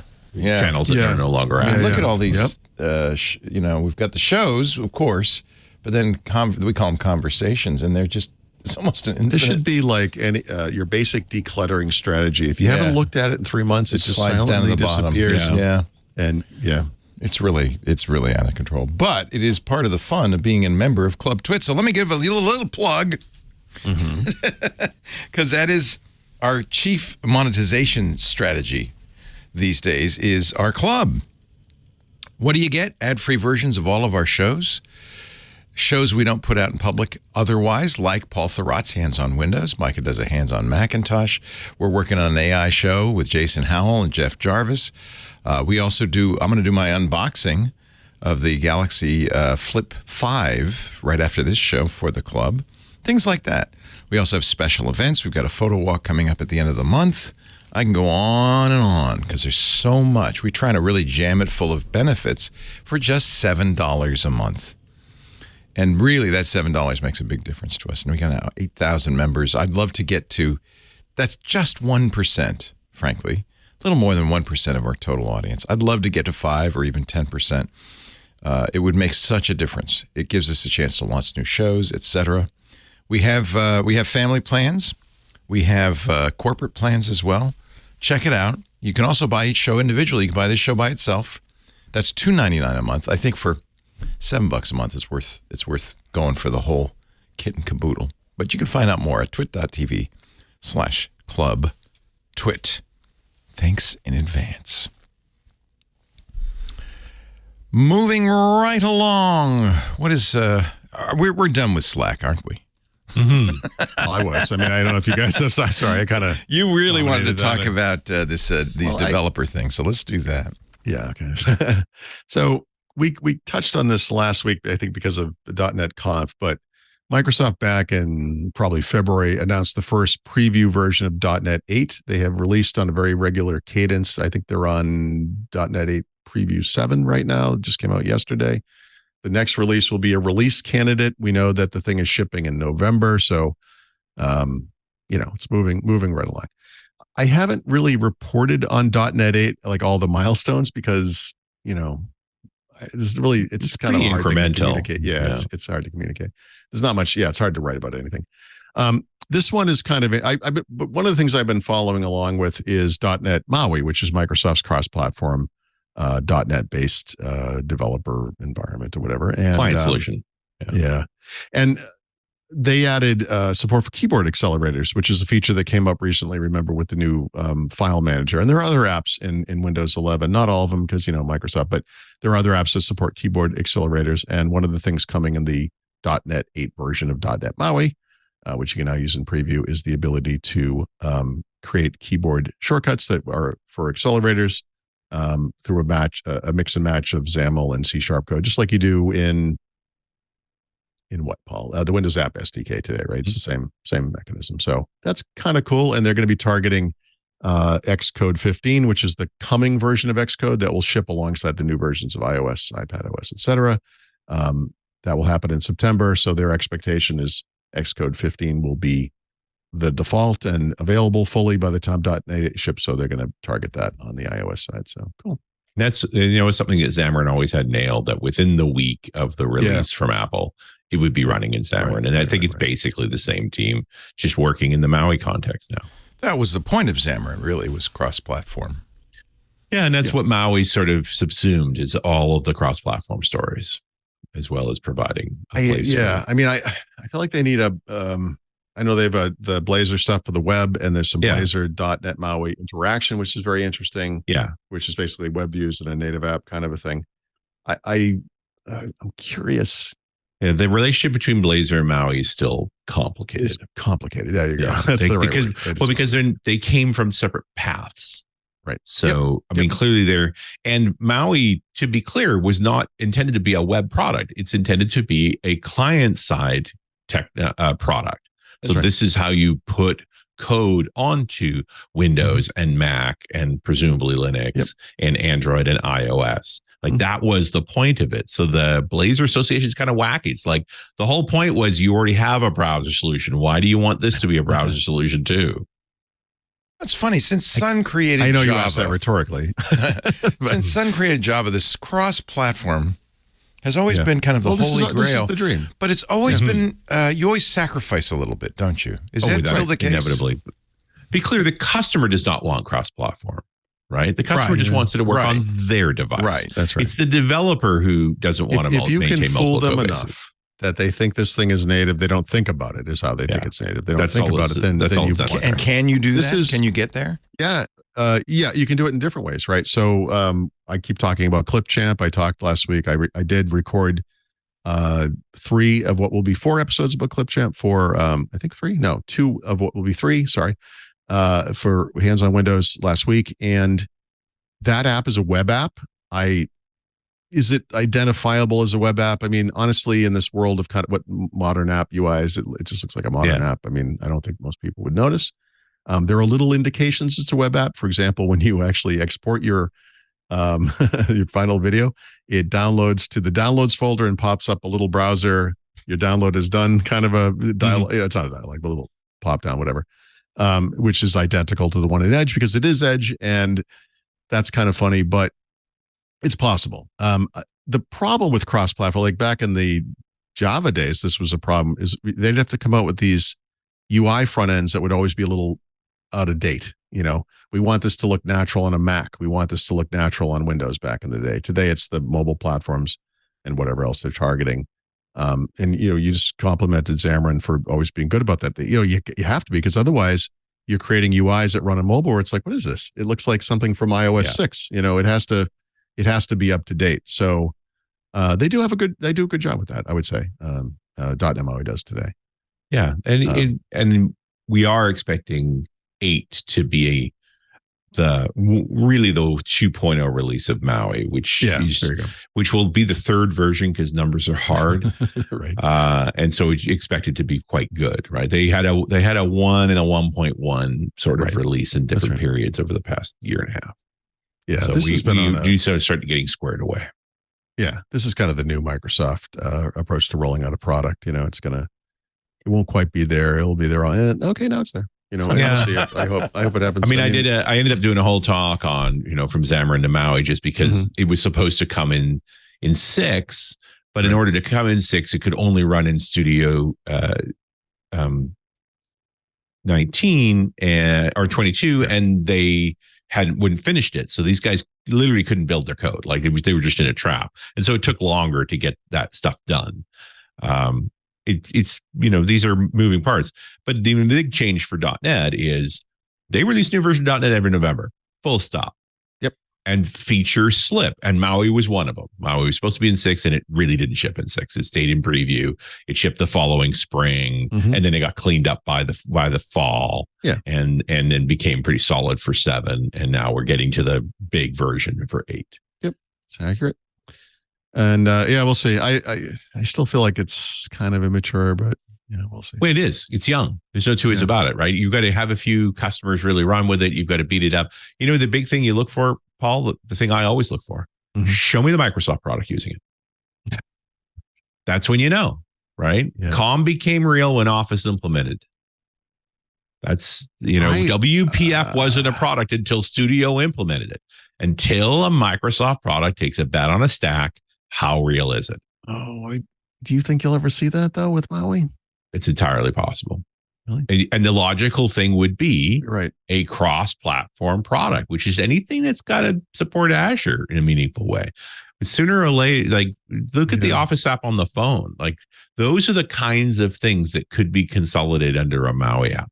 There's plenty of .NET inside of Microsoft. If you want to get inspired, you go back and read that .NET blog about the various teams getting off of the 4.8 and on to 7 and the performance improvements they get. This is pre-AI announcement, but there was a post several months ago from them talking about how Bing, by upgrading it probably to .NET 7 at the time, major efficiencies across the board. And and that's exactly the sort of thing. It's exciting. I think it's always good news to have the Microsoft teams talking about using their own products. Yeah, I agree. And I think that you generally see more than dog fooding, but actually shipping. Right.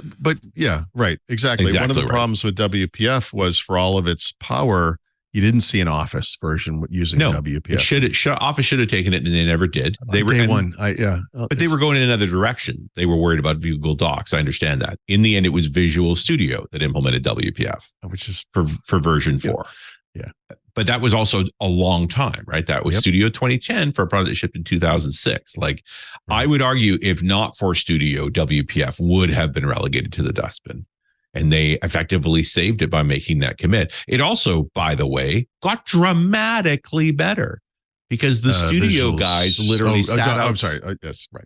Yeah, the Studio guys sat outside the office of the WPF guys, and they would knock them down to the ground. It's like, you will fix this, or I will set fire to your car. There is one major way in which it got worse. However, actually, I mean Visual Studio in this case, which is if you're developing a client-side application and you want icon sets, there's a new version that Microsoft puts out every year, and they are literally the icons from Visual Studio. It's like, do we have any icons? Oh, the Visual Studio guys made icons. Let's use those. And it's like that's all you get. It's like a giant collection of Visual Studio style icons, which you may or may not like. Yeah. And what it really means is they didn't get in there in turn to make a new set of icons again, so they just used to grab the last ones that were made somewhere. Yeah. All right. So I got to ask you, did you read this Google Project IDX announcement? Yes. Are you privy to? Okay. Absolutely. So I have a number of things I got to get to with this topic that I just blows my mind. But as I do so often throughout the day, I saw the story, I control clicked it over to a different tab to look at it later. Right. And I thought what this was going to be was yet another Google development environment, which you could argue it is, by the way. Because they have so many. They make Microsoft look like they have a strategy and they have a small number of things for developers, and Google is just like they're all over the map.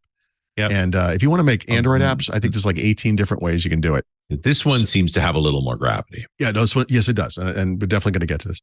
But I also kind of read through it quickly, and it's built on this thing. It does this. There's no pictures of it.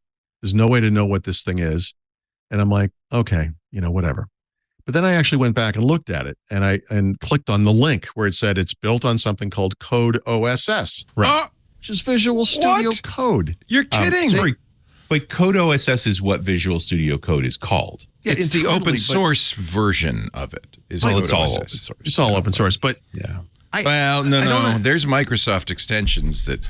That are not. Telemetry, they're not. The product is not. Code itself isn't, but right. So, but the thing is, I keep waiting for this wonderful naive moment that I believe can happen where these two companies just get together and start. Not right now, friend. Not after the little Bing game. I didn't realize it was Code OSS. This is Visual Studio Code is what this thing is. Yes. So now it gets more interesting. So from my perspective, well, you can do that yourself. It's easy to run Visual Studio Code as a server. Yeah. Okay. But I don't understand not calling that out explicitly. Thanks to our friends at Microsoft for all the hard work. They've created the greatest editor in the world. We've been trying to get past this IntelliJ piece of crap we've been using forever for Android Studio. Thank you. We're going to do what you're doing with your own things and moving past the legacy code base. Love it. They could have done that, and they didn't, and I hate that. So, okay, that's me. I mean, it literally is the name. It's arguably it's a more accurate name, Code OSS, than Visual Studio. Visual Studio Code is an implementation of Code OSS. That's right. It's Chromium Chrome. Chrome. With your facts. Okay, yeah. fine. Well, it's like Chromium Chrome, right? Yeah. The Chromium project. If you said Edge is using Chrome, you'd be making the same mistake. Yeah, and that's right. Because Edge is using Chrome. People do say that. Okay. Yeah. So, all right, fine. Anyway, this thing is going to be a web-based implementation of a developer environment, which is itself very interesting. The rationale being that you'll always be able to get to your projects and write code no matter what device you're on, no matter where you are in the world. And I like that. Yeah, that sounds good. This is going after DevBox. I would argue, when I first saw Project IDX, is like, wow, Microsoft just punched Google where it lives in search. And so Google is now punching Microsoft where they live in dev. Oh. It's like the one open source thing they're doing that everybody loves. Google has always had the code engine. Google's always had Colab. Oh, yeah. There've always been cloud-based development tools. Yeah. But this is conspiracy theory for me now, because you're going to be able to import GitHub projects into it. Good. It's going to support popular frameworks like Angular, Flutter, interesting. Next.js. Sorry. All of these are JavaScript except for Flutter. Right. Okay. So Flutter's Go's in there too, though. See, Go. Yeah. It will be. By the way, Angular is written in TypeScript. Another Microsoft it's going to support JavaScript and Dart only at the beginning, and yes, Python, Go, and other languages in the future. Okay, fine. It is going to support a built-in web view for web apps and solutions. It's going to have a fully configured Android emulator and an embedded iOS simulator, all directly from the browser. So this now I'm thinking, okay, hold on a second. Talking about cross-platform. Thank you. Web and mobile, full stack. Okay, interesting. Tim Sneath, right? Former Microsoft executive, left Google about 2 months ago. He was previously in charge of Flutter. And I was like, why would he leave? And I'm thinking now, because again, conspiracy theory, I think this might have had something to do with it. I don't think you're wrong. And I think it's because they decided this is more important than Sneath's little corner.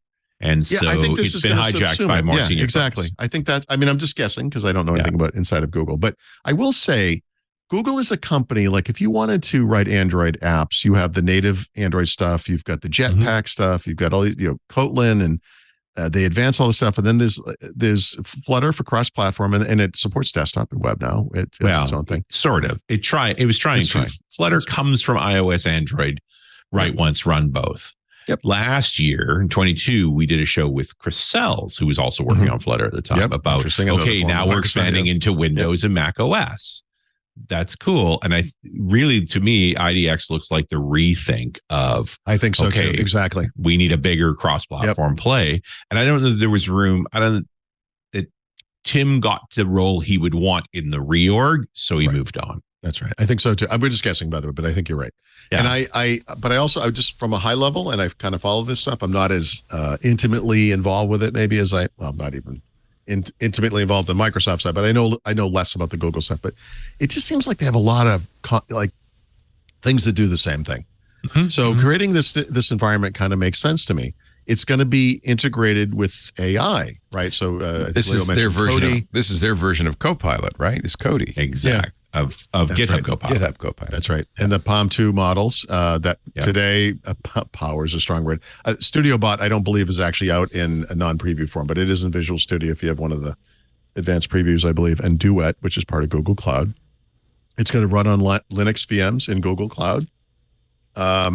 It has the basics today. It doesn't have advanced AI, but code completion, assistive chatbot, contextual code actions, etc. And integration Firebase for hosting, which is Firebase, another Google set of services, actually a big set of services for app developers, mobile app developers typically. Isn't that the big play here is to get your app on Firebase? And I think the big play and here GCP. And GCP. It's literally it is to Google what the Azure Chat GTP stuff. I'm sorry, GitHub Copilot stuff is to Microsoft. We have these things.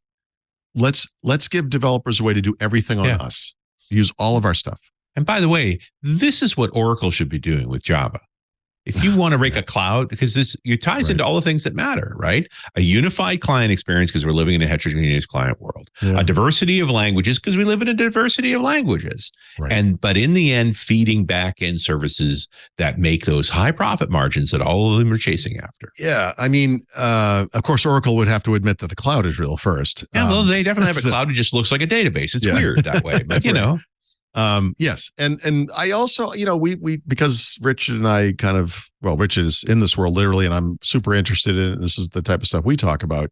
We've talked a lot over the past couple of months about this kind of, I don't want to call it a chasm or a schism or what do you call it? Or a schism? A schism, thank you.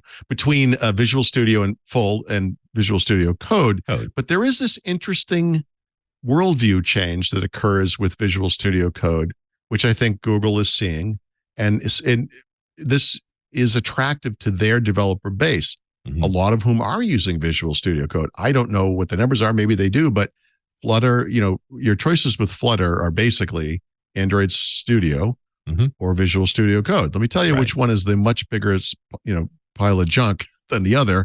Is that Android Studio thing. And so this is the usual meme when you talk about Android Studio is the picture of the F-16 jet engine being tested in full afterburner. It's like, look, I just started Android Studio. Yeah, exactly. Yeah, the lights in my house dimmed and and all the fans in my machine cranked up to full bore. Yeah, it's a piece of junk. And I welcome this change. To me, this is very interesting. I just wish, Microsoft made such a big point with the Chromium-based Edge about what they were doing.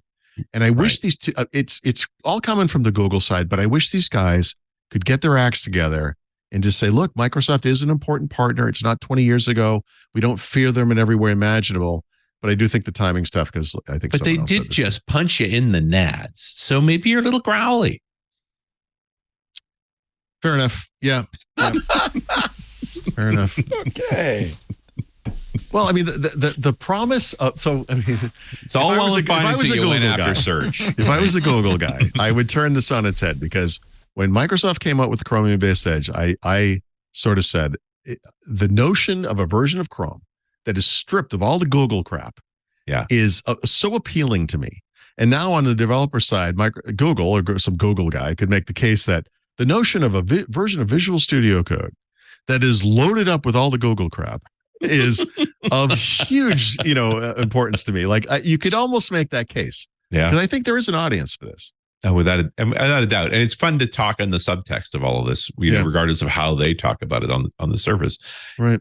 And in the end, it makes the products better. And I'm also going to, fight the characterization of the IDE versus the compose your own stack mindset, because there's advantages to both. Right. IDEs are older because before the IDE, we composed our own dev stack. Then we thought, it would be nice not wasting your time having to pull all these tools together. Let's put them into a package. And that was Visual Studio and Eclipse and IntelliJ and so forth. IntelliJ being the youngest of the bunch, which is why it's still new and shiny and people like it. The older every piece of software with every version, collects a little more plaque on their arteries, and it's hard to get in angioplasty for software. The tagline is, it's better than Eclipse. It kind of a low bar there. But again, we mock all the IDEs because generations of developers worked on them, and there are consequences to that. That's a lot of fatty food in the ecosystem of that software. Yep. And the push on all these IDEs is lighten up, get more efficient. The challenge that the studio guys have, because we've interviewed them on this, is there are layers of COM, there are layers of WPF. Like, it's hard to leave the old frameworks behind and modernize everything when all the customer sees is stuff that used to work breaks or just is the same. From the Microsoft point of view, the beauty of Visual Studio Code is that for the people who aren't stuck in that legacy crap, they have this more modern, fast, modular, wonderful editor. Except that it's an editor. And actually, what I needed was a project management tool and a debugger and code management. All of the other things that I otherwise have to pull together myself. Right. Now, I'm an old developer. I've done it both ways. I do it both ways. Whatever tool makes you happy, right? I'd rather build manage a website in Azure against Studio than I would against code. Oh, okay. The thing I like about it is, you have to build it. You pick your extensions, you pick the stuff you put in it. Well, the corollary to that is that means that Studio is the nicest way to train a new developer. Like, that's weird to me because it's not what anybody thinks. But the reality Studio is, beeps when it backs up. Yeah. You know what I'm saying? Like, but at the same time, it has all the pieces in you. Like the point here is, if I'm trying to get somebody new, productive, and being excited about development, Studio is actually a shorter time to hello world than code. I know, but I don't know. I know you don't want it to be true. It just happens. No, I agree with it. It's just what I'm thinking. I resisted Visual Studio Code for so many years because that Visual Studio was my background. I watched the transition from Visual Basic to Vegas to having a bunch of editors in one environment and then one editor. And to me, it made sense. And Visual Studio Code was like, I don't understand this. You're working in a folder, but actually there are efficiencies to that as well. Oh, It's very, there's nothing dumber than needing to edit a JSON file and Visual Studio starts. Yeah, exactly. That's dumb. Yeah. Oh, you missed you missed the curly brace. Oh, doesn't work. But hey, I have a project that I'm working on, and it isn't a file in a folder. It's a bunch of stuff. And Studio is a project management tool. Listen, this is pretty sure we're in violent agreement.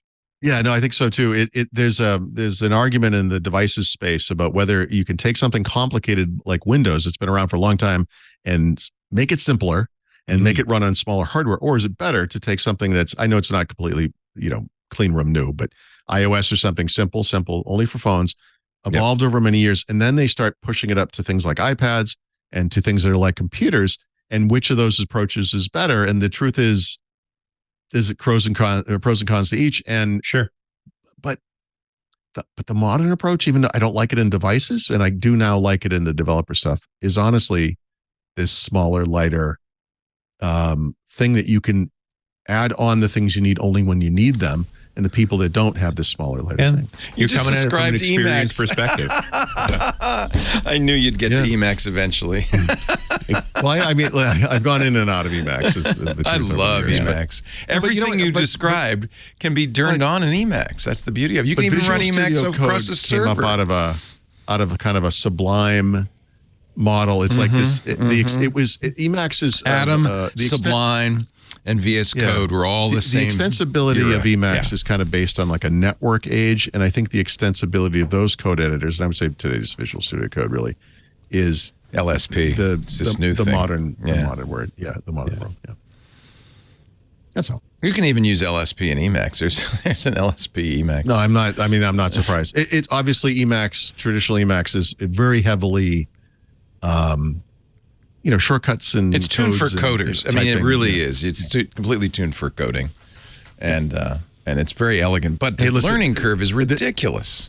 There is nothing that creates words that I have not tried to use to write with. Right? I mean, I've looked into legitimately everything. have to spend probably 3 to 5 years before Emacs is even slightly comfortable. Yeah, and it's taken me about 10 years before I feel like, oh yeah, that's my go-to. Yeah, it's hard in this, in this, it's a weird thing to say, in this kind of era of GUIs, right? Oh, yeah. To go back to that kind of a tool. But coding is essentially a tool today. textual thing, right? True. And that's the point is, what do you have a GUI for when you want to keep your hand on the keyboard, right? This is, I go to a gym 4 times a week, I'd say. And there's a parking lot up back, as there would be. And not every day, but every other day at least, there's a guy parked in the yellow stripe line thing near the door. That's not a spot. And it's like, you're going to the gym. Well, you can't walk a little 10 bit extra feet from an actual spot. And, that's kind of the same mentality. It's like you're learning to code. You need spend to a little know. time. Yeah. You need to spend some time at the command line. I feel that people should be, you should start about in 5th grade using Emacs. And by the time you're an adult, you will be so You'll comfortable. probably have it figured out. Proficient. Well, the real pushback to the command line was repeatability, right? The danger of the GUI was you ended up having to make a Word doc saying click here, right? And what you really wanted was, and then you had to print it out because you can't access it when you're using Emacs. You wanted can script a infrastructure as mouse, code. but it's not easy or fun. Yeah, and it's not what you want. And so, I mean, the good news is Studio has grown up enough now that it's spitting the scripts out for you. Yeah. A couple of things I want to mention before we move. You have other things to talk about, and we'll get to that in dev. Yep.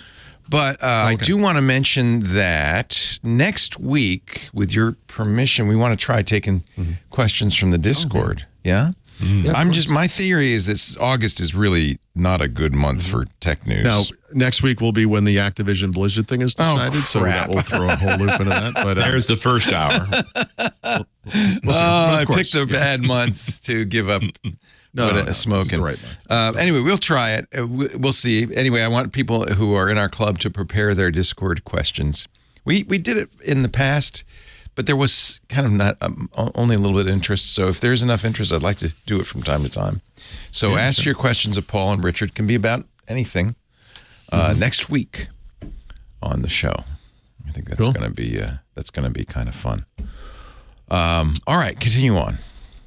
Yeah, just one more quick topic. It seems like GitHub is adding new features daily. I got an email announced from them yesterday. I got one from them today during the show. So security something, whatever. But sometime in the past week, they added a code referencing tool in beta to GitHub Copilot. So if you had to identify, and speaking very broadly, what's the number one problem with AI today? It's the stealing. So we call it training. Yeah, sorry. Right. I'm not up on all the technical lingo with AI yet. Hallucinations. We used to call those bugs, but I guess now we just ship them and call them hallucinations. They're still bugs. Still bugs. So one of the issues with GitHub Copilot is that it's trained on billions of lines of public code out in the world. It's probably stuff from Stack Overflow and whatever else. GitHub repositories, obviously public GitHub repositories. We're not Google, it's public. But this tool will alert you when code it has suggested matches code from public repositories. Right. Which is that kind of after the fact responsibility that AI will be known for, hey, you're doing something wrong. You're like, yeah, you're right. We're going to fix that. But we didn't do anything about it when we were training it. So that's probably what people want, right? It's only going to be a matter of time before somebody writes a programming book of some kind and someone's like, hey, this code sample you created over 17 chapters is in a public GitHub repository that you stole from, But this is also, a normal part of the process of code being professionally built, right? You do run it through a Codio or a Moss to see, are we, did somebody cut and paste from somewhere? Yeah, it's almost like a form of documentation if you think about it. Depending on the work, it may not be an issue that this comes from. We all learn from these public sources ourselves, right? Every one of us has Stack Overflowed something, found an answer in the 17th response, cut and paste the code and been like, yep, this works, and never really thought about it again. I try to, in my own code, actually make a note of where I got that from, not because of any sense of responsibility, because later I'm going to look at it and be like, what the heck is this? This is not something I could have come up with myself. I think at one point I talked to some folks at Microsoft. They were using a product called Black Duck that was composition analysis. And literally it was detecting, are you using open source libraries inappropriately, or is this open source library containing copyrighted code? It's just part of the job. Does it call the lawyer? If it looks like a duck and it quacks like a duck, guess what? If the duck quacks, you're in trouble, buddy. So this is not an unusual problem. I appreciate that Copilot's expanding its surface area that way, because a lot more people are going to be using a lot more code from a lot more sources as a byproduct of these machine learning models. When they announced, you got to remember how far back this was, when they announced GitHub Copilot, way ahead of this current wave of AI nonsense. We were living in an era that I sort of miss, a naive era where Microsoft was redefining everything from the past as AI. I remember spell checking in the first version of Microsoft Word was an early form of AI, really. That kind of thing. So AI was cute back then. So Eliza in 1966, right? A little libertarian therapy, Yeah, but this notion that you were going to be in Visual Studio Code or whatever using, a GitHub repository, and it was going to say, you had a problem, you're going to ask it a question, it was going to find a solution. And it was basically, to me, it seemed like web scraping. Yeah. And it just seemed unsophisticated. And we call that training. Sorry. Look, we all have our little workflows. And like I said, Stack Overflow is probably a big part of a lot of developers' workflows. But but it's very clear now it's more sophisticated than I gave it credit for at the time. And it's interesting. And I think, Richard, you kind of alluded to this. It's almost emerging as the poster child at Microsoft for AI done right. And what I mean by that is AI that actually has a business model and a purpose to exist. And customers are willing to pay for because they're getting a benefit from it. Yeah. Yep.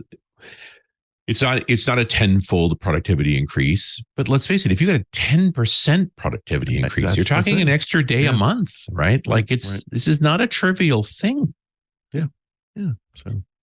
So yes, and I think there's a reason why. There's a few reasons why GitHub Copilot is working well. A, it's older, right? October 21. It's been almost 2 years. Almost 2 years.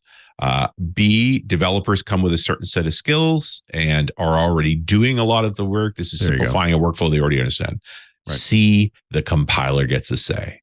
Yeah. Right. That you're not just chucking it out there. You've got to feed it to a compiler, and the compiler's going to do some things. Yeah. There you go. So that combination, and you think about now, what I find interesting is now I go look at other large language models and other governance around it, implementations, and say, how are we educating the user? Mm-hmm. How are we doing post facto testing on it? Like, these are all the things that are happening in GitHub Copilot that are part of what's making it successful, in my opinion. Right. And so maybe we need to put a few of those things into play. It took about 18 months to get it to a point where it's... Yeah. I mean, it hasn't really changed that much. They've gone on to other features. It was always like that, but I think it's taken 18 months for us to figure out that these are the things that are important. Yeah. Okay. All right. Well, It's that time of the show, folks. Xbox time. I know I'm excited. It's first of all, how's that Activision thing going? Is it still the approval we've all been waiting for has finally come in? It's here. New Zealand, my homeland. I think it's cute that they thought they had to do this. Last but they did. falls. Because when the CMA lit up, it was New Zealand said, maybe we should go back and look at this. And I'm like, really? And okay, now they're doing the same thing in reverse. So they were prompted by UK and their investigation. New Zealand said, but now they've said, forget it. It's okay. It's sort of like the way the CMA did. Don't care. Did the CMA give up? Have they given up? Basically. No. Well, it's still ongoing. So Microsoft has filed their "you're wrong and here's why" document, and they can take 2 weeks to write up a report. Yeah, somebody in the CMA is still figuring out how to read, so they'll get there eventually. Does anyone have a PDF reader? I don't. Spoken as a true Scotsman. Yes.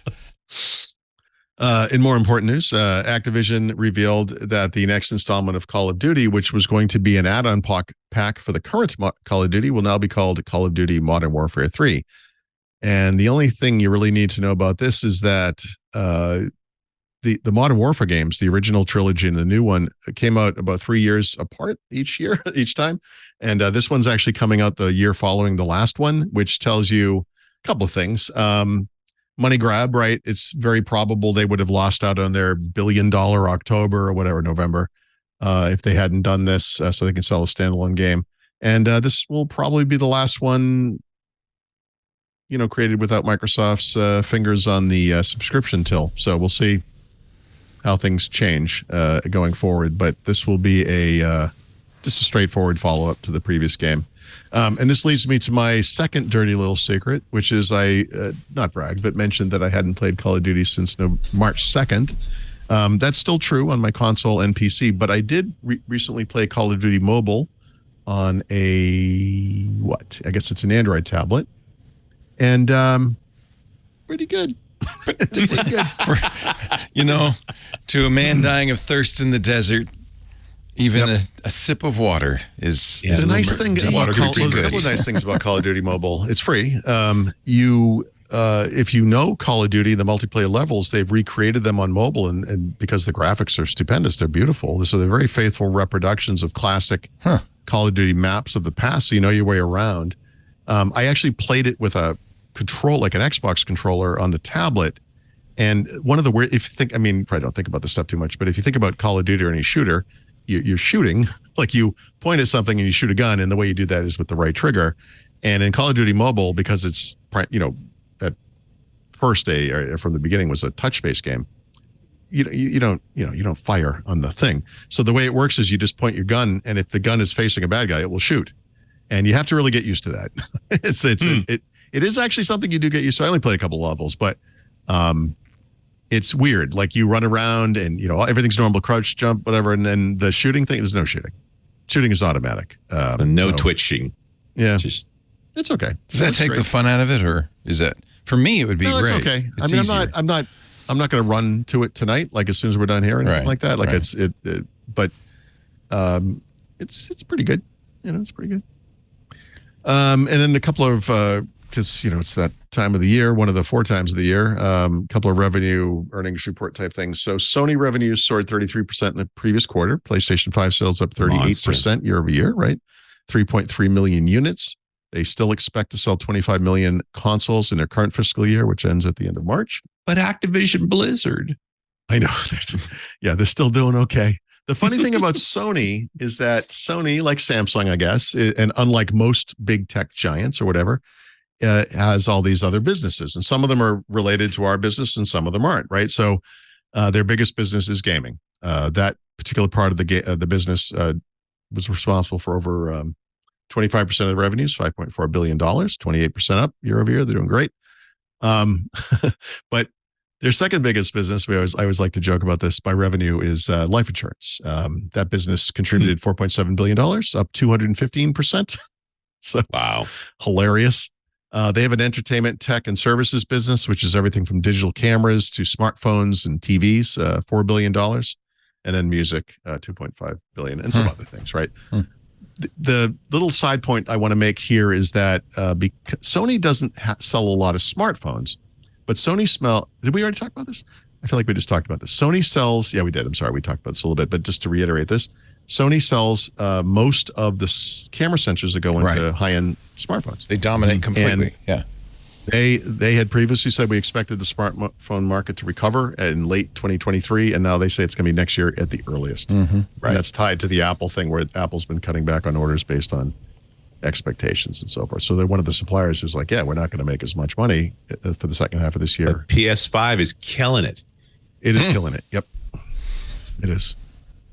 Yep. That's interesting. What else we got? Oh, Take-Two. I hadn't done this historically, but now with Activision, Blizzard getting sucked into Microsoft, I've been looking at companies like Activision and Take-Two, and not Activision. I'm sorry, EA, Electronic Arts. I think I probably talked about that last week. Take-Two is responsible for Grand Theft Auto primarily, but it's their cash cow. Yep. They have a new version of that game coming sometime this fiscal year. Their fiscal year, I believe, also ends next March. They will not talk about it, but they will hint about it a lot. And as a result, their stock went up a lot. They had a good fiscal year, or a good fiscal quarter, sorry. $1.28 billion in revenues. They actually lost money, by the way, but that's a cyclical thing. They'll make big profits in the coming holiday quarter. So, and I should say, by the way, Take-Two acquired Zynga in 2022 for $12 billion. This is the mobile gaming company. So a lot of their biggest franchises now are mobile games that I've never heard. Well, Words with Friends is one of them. That's one I actually have heard of. And the CEO of that company was asked about the Microsoft thing. He expects that to go through. And he says it's going to trigger another round of industry consolidation. Yeah, that's interesting. Yeah. And then finally, Sony, they're so cute. All the time they were complaining about Xbox cloud gaming. They were working on their own version of it. Sort of. This is actually this is cloud streaming. So their cloud streaming thing. So they have a PS5 cloud streaming service.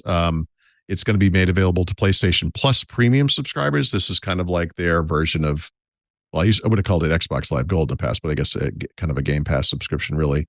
And soon they're going to basically have the same capabilities we see on the Xbox side, which is the available, you can download some selection of games, including legacy games, and then stream some, if you're paying for the most expensive service, some selection of PS1, 2, 3, and not for curiously PSP games. Or at least today, but they're going to add PlayStation 5 game streaming to it soon. Some people are already seeing it. Most people aren't. It will support up to 4K resolution at some point. Xbox Cloud Gaming is 1080p. Assuming you can get it to start, but that's the quality level. Hey, there is one other gaming story that isn't really for this show, but it broke this morning, which is that the Supreme Court refused to review. Actually, well, okay, so the Supreme Court issued it. So just so people understand what the deal is there. So Epic, in their case against Apple, won on one point, which was the ability to communicate to their customers that they could pay for this stuff somewhere else and save money. Apple, they both appealed, right? Part of Apple's appeal was they didn't want to. It doesn't matter. They both appealed, and then Apple asked the district court that was responsible for this case, probably in California, to stay that part of the ruling until their appeal was complete. They were not going to do that, but they said, if you want, we'll let you appeal to the U.S. Supreme Court. And they said, yep, we'll do that. And they did. And the Supreme Court just basically said, we're not doing anything. And so the enforcement of them having to allow developers to communicate with their own customers is basically stayed. So they don't have to, or it's delayed. So until this appeal is resolved, or both appeals are resolved, nothing's changing. So Apple temporarily, at least, does not have to allow developers to be able to communicate with their own customers. Oh, nice. And this is all about the link to, if you're on the Kindle app, for instance, on iOS, saying you can buy books here. Mm-hmm. Right. Or if you're on the Fortnite app, you can buy, whatever Fortnite's currency is here. instead of buying it through the Apple outfits Store. and things like that. But that's what the original case was about. Was Fortnite wanted to sell their swag to the Fortnite players without a directly. 30% Apple not have VIG. to pay 30%. Exactly. Yep.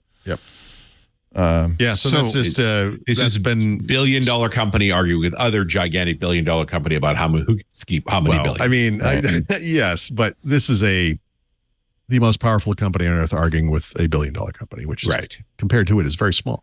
Yes, as it turns out. Yeah. So the Supreme Court did not declined to they basically declined to hear the appeal and sent it back to the appellate court. So the appellate court, because of the two appeals, it's basically Epic filed an emergency motion to get this thing to just go through and say, look, if you're going to appeal it and win, we can take it back later. And they were like, no, let's just resolve it. But of course, courts move slow, so I don't know. I don't know when this is to move even slower. Right. Of course, they're gonna push this back as long as they can. Yeah, because they can continue to do. The notable thing about the ruling is it didn't say anything. No, it's just a decline. It is literally a sentence. It says application number denied by Justice Kagan. Right. That was the. I know what I wanted to say about Zynga. Zynga's original hit app was Farmville. Yeah. Back in the day. And Don Matrick, who used to run the Xbox business, left Microsoft. That's right. Did he run that business into the ground too? It lasted 2 years before the board encouraged him to go somewhere else. And before that, he was at EA, right? I mean, did he say something like, if you want to play Farmville and you're on like a submarine, it's not going to work? All right. Little timeout, brief timeout. And then we are going to go to the back of the book with Paul Thurrott and Richard Campbell on Windows Weekly. Why don't you kick it off, Paul, with the tip of the week? I have 3 tips of the week. I got into a kind of a weird area today instead of an app. The first is I'm revisiting my digital decluttering stuff. I have 21 gigabytes. Is this your picture? No, by the way, that is something. No, that's a typical Unsplash photo. Oh, yeah. You'll see I credited the content creator who made that. I 2 years ago-ish scanned all of my photos using a high-speed photo scanner. And it was a tremendous amount of work. I put the right metadata in there so the dates were all correct and blah, blah, blah, whatever. But there's this other huge collection of stuff that still needs to be done. And I've scanned in a bunch of stuff, and there's like loose scans and kids' drawings and all kinds of junk. But it's about 21 gigabytes worth of stuff. So since I wrote this article, I've gone through about half. I'm down to 10. But it takes a while. How are you doing it? By hand? Well, it's in the article. I explain it. So actually, it's in the article. I'll tell you how we did it. So it depends on what it is, right? So best case scenario, I've scanned, because I do this. I'll scan things and I will take pictures of the notations in the photo album that say when things were taken or whatever it might be, or there might be a date on it or something like that. I ensure that the date metadata is correct because that's the key. And then I basically have the pile of crap that's not organized into my very organized thing in OneDrive, and I copy it into the organized part of OneDrive and also up to Google Photos, right, for photos and things like that, because I want it in at least 2 different places. There's a third piece of this, by the way, which is my NAS, which I'm going to get to later, but there are really 3 things. You can't see it, but over there's some bins, and at least one of them is just full of things I need to scan. The newspaper, the USA Today from the day my son was born, that kind of stuff. Yeah. And so, you want to get rid of the physical clutter, but then you have to also organize it when it's on the computer and make sure it goes up to whatever cloud services and or NAS or whatever you might have. So the big thing, the big push for me is the first of the 3 is the digital photos. It's about 21, like I said, well, now it's down to 10 gigabytes of stuff. So it's first, it's like losing weight. The first 10's easy. The next 10 is awful. It's going to take a while. So this will be kind of a process. The second, I'm actually not sure which I'm going to do second, but the second one is unfortunately 10x that. It's about 200 and I don't remember the exact number, but 230-ish gigabytes of work-related data, a lot of which is misfiled and disorganized and whatever. So one strategy for this, the tip is if you're doing this and you've put stuff up in the cloud and it's not organized, find a computer where you can sync that thing down to the local computer and work with it locally as it's syncing to the cloud. And then it's just because it's impossible to do this stuff. Can't do it in the cloud. It's not impossible. Yeah. It's awful. The third thing, so I've got is that 3? Actually, I guess it's 4. Sorry, there's 4 things. So photos, documents. Documents is huge. It's going to be awful. A lot of it I'll throw out, right? A lot of it will be duplicate. Can I make just one recommendation? We have a new sponsor, and I would be interested if you tried it. Mylio, mylio.com/twit. And the reason I mention it is it's a photo digital asset management tool. By the way, you can do it for free on a single computer. It does deduping, but it will also pull photos from all the other services down. But it also, I will look at it. It does documents. You can add your documents. Leo, by the way. Mylio. Yeah. It does documents, and it has OCR built in. So that stuff's good. It's very interesting. I haven't tried it to do deduping on documents, but it does deduping on photos very well. So it might be worth just looking at. I'm just, as I mentioned, it's a sponsor, but they just got a free plug. mylio.com/twit. Yeah. So photos, documents. The scans I still have to get through, right? Can't help you with that drawer full of wires. Of course, but the last thing is the NAS. And I don't think there's a lot on my NAS that is not in other places, but I actually you don't want to erase it. Yeah, right? Yeah. You want to be careful with this stuff. Yeah, this is me too. Retiring a file server here in the house and making sure everything's made it up to OneDrive. I just say the NAS has so much storage. I don't care if it's got dupes and excess and like that's my messy drawer. Just throw everything on the NAS. At least you'll have it. It is, but this NAS is old and out of support, and I also want to do something new. So part of what I want to do with it is it's going to take a long time. Just copying over the network is going to take a long time, but I want to bring stuff down from it in chunks and just do a compare. God.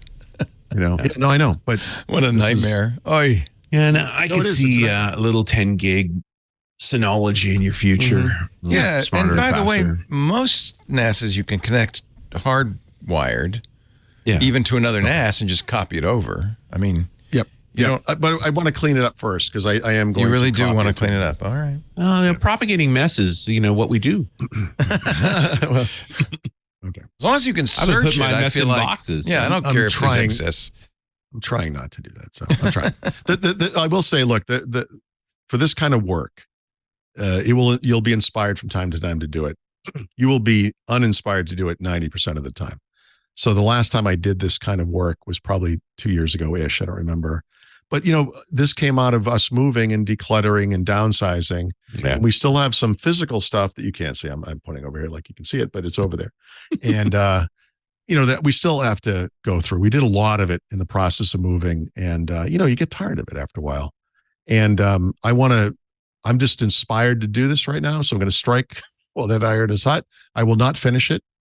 But I hope to get through a big chunk of it. I've already made more progress with the photos than I thought I was going to. So that's kind of nice, but it's worth doing. And just, God, please make sure your stuff is the important stuff, photos especially, but if you have important documents as well, make sure that they're in at least 2 different places and geographically diverse to survive whatever might happen. Right. My commitment to this, I think I said this to you before, is keeping everything in OneDrive and then syncing copy down to the local Synology. Because Synology's got a good built-in Azure backup tool. Yeah. It'll pull all that stuff. I also, for local NAS, like I obviously could get a hard drive, but the reason I like a NAS is because I want to have 2 drives for redundancy purposes. You don't want to put it all on a single drive. Hard drives are like the car light thing because when one goes south, the next one's coming. That's true. So just buy 2 drives. It won't be long. Yeah. Oh man, my Synologies are 5 drive base. Nice. And I use 2 drives for redundancy. I have a baby NAS. It's just like a WD prosumer kind of thing. But it is 2 drives and it, doesn't Synology's so nice. Synology's are it's great. Worth the money. Okay. Well, that's okay. That's good to know. Okay, so that's one. And just real quickly, Microsoft is having a back to school sale, which it has every year. This one is very heavily focused on Surface hardware. So if you would like to buy a soon to be obsolete Surface PC, this is the way to go. Because there is the other side of this, which is October is like new hardware month, right? So Surface Studio laptop, $500 off. Surface Pro 9 up to $300 off select configurations. Surface Laptop 5, 13.5, and 5-inch versions. Surface Laptop Go, et cetera, et cetera. So I didn't know this, but Microsoft also sells certified refurbished PCs. You can save a lot of money there, just like you can at Apple. If you're not on Game Pass Ultimate and have never been, you can sample that for $1 again. Although, by the way, they just switched the time frame on that for 30 days down to 14 because why? Starfield's coming out. That's why they don't want you playing that thing for free. Right. And I'm sure we talked about this whenever they announced it, but there's something called Microsoft 365 Personal for students, which is only $2.99 a month. And you don't get no, you do. I'm sorry. You get all the core Office apps. You get a terabyte of cloud storage. So if you're a student, you can save big on that kind of a thing. So that's good. That's cool. The third tip is is self-serving, but I realized I never mentioned this on the show, which is that back in March, but I didn't announce it until July. I have stopped being an employee of another company, and I now run my company. So I own Thurrott.com for the first time. Congratulations! And I mentioned this. Yeah, I mentioned this because, people see something called Thurrott.com and they think it's me. And in the past it was sort of me. I mean, I create most of the content on it, of course, but I was only like a minority partner in the business, and I didn't really have. I could easily be outvoted on decisions and whatnot. So. It is my own site now. People would ask me in the past, like, oh, I really like your work. I'd like to help you out in some way. The only thing I could, do you have like a Patreon or like a tip jar? And it's like, I can't do that. I could buy Thurrott Premium, and it's like, yeah, that helps me keep my job. It's not like I get a $5 check or something every time someone joins Thurrott Premium, But now I own the company, so I do get a $5. No, I'm just kidding. I don't get a check. But now there are more ways that people can kind of help me, right? So the most obvious one is to subscribe to Thurrott Premium, right? That's the most obvious one that helps keep the business going. If you know anything about advertising revenue versus subscription revenue, as I'm sure Leo does, even a small number of subscribers makes a much bigger difference than a huge number of not freeloaders, but people who are ad supported. So that's the biggest thing you could possibly do for me. You could also subscribe to the new newsletter we have with JR. I mentioned that earlier, the Windows Intelligence. This is a partnership. They're creating almost all the content actually, but at some level, I will start sharing in the revenue generated from that newsletter. That can help me out a lot as well. And they are our official newsletter, so that's good. Please buy my books. Both of these books, the Windows 11 Field Guide and Windows Everywhere, are over 900 pages long each. You can buy them for as little as $9.99. I would think this. I wrote them, but I think they both are an incredible value of whatever sort. Windows Everywhere in particular, I don't think a lot of people even know about, and I think would be interested in, because it really is the history of Windows told in a slightly different fashion. The final thing you can do, by the way, Leo already mentioned this today, which was kind of interesting, is subscribe to Club Twit, because I don't get no, I do. I'm sorry. Club Twit is what helps keep my other podcast, Hands on Windows, going. And I was going to say, I don't get, it's not like I get paid every month for this, but actually I do get paid. Right. No, I know. I almost said it's like, it's not like you subscribe and I get paid. And I was like, actually, it's kind of. It is exactly like that. Yes. Yeah. Well, you don't get a percentage. Yeah, although no. You do get a percentage of Windows Weekly. It kind of works out that way. But yeah, I don't know how we figure it. But yeah, you get no, but I do get paid, and it's great. And I love doing it. And But give him money directly by Thurrott Premium. Absolutely. Yeah. Newsletter, buy the books, because that is directly in your pocket. It's a little more indirect too. It's indirect, but I get paid every month for doing it, right? So if people weren't subscribing, if people stop watching or aren't watching, it will go away and I won't get paid.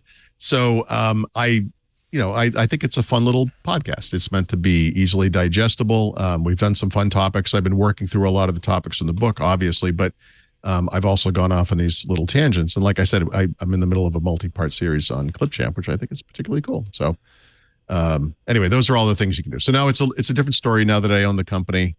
You can actually help me directly. So those are the ways. What tell me about the newsletters. Are you doing that with JR? Yeah. So JR this is like one of those best case scenario things. So I talked to your wife, Lisa, when I was taking over the business, right? Because I don't know if you know this, but your wife is kind of an incredible business person. Yes, she is. And I did know that, so as a matter of fact. I came to her with looking for advice, and she's great, and she really helped me a lot. But one of the things I really needed help with, I couldn't figure out the newsletter thing. The newsletters are incredibly expensive. The thing that my old company was doing was horrifically expensive, and there was absolutely no way. Like I cannot spend money to put stuff in people's inboxes, most of which will probably be ignored. Like it's so expensive. Right.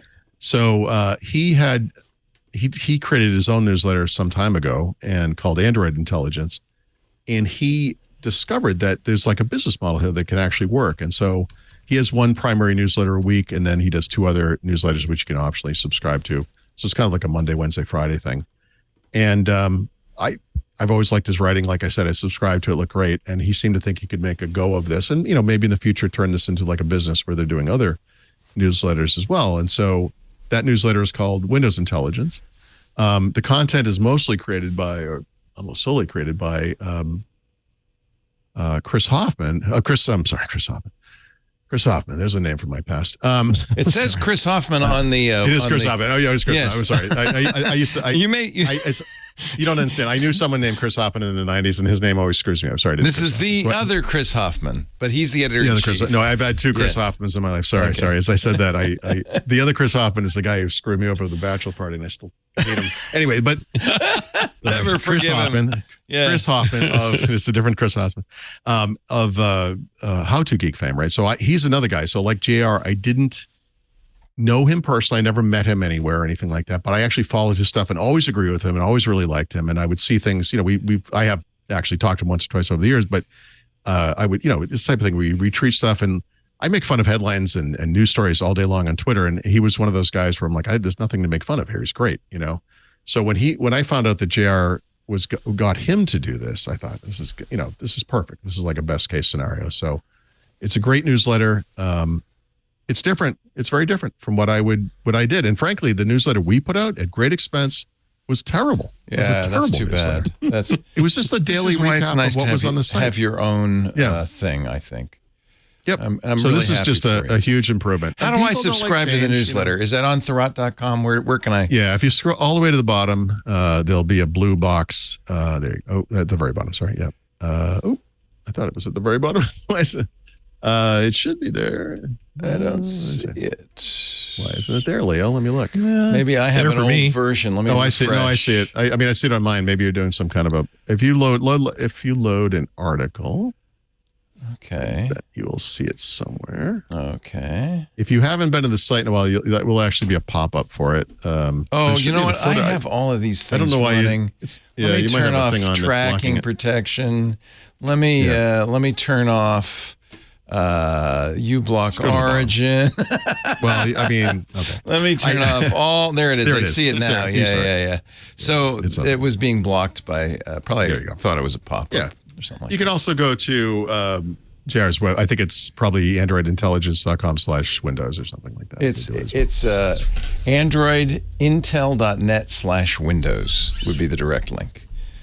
Okay. And you're like, are you editor of this? And Chris writes it? I mean, they pull content from the site, but most of it's written by Chris, and it follows the model of Android Intelligence. And there's some stuff up in the air. Like we need to talk soon about, I used to have like a premium newsletter that went out on. I'm so sorry, Chris. That I always Chris Hoffman's name kills me because the other guy. You clearly have traumatic memories of this bachelor's. I still. You don't understand that. This just came up with this guy again. It was last year. He's still alive. Like a Freddy Krueger has come back into all of our nightmares and screwed over the same group of friends in exactly the same way, like literally 30 years later. It's unbelievable. And I'm like traumatized by this person. Anyway.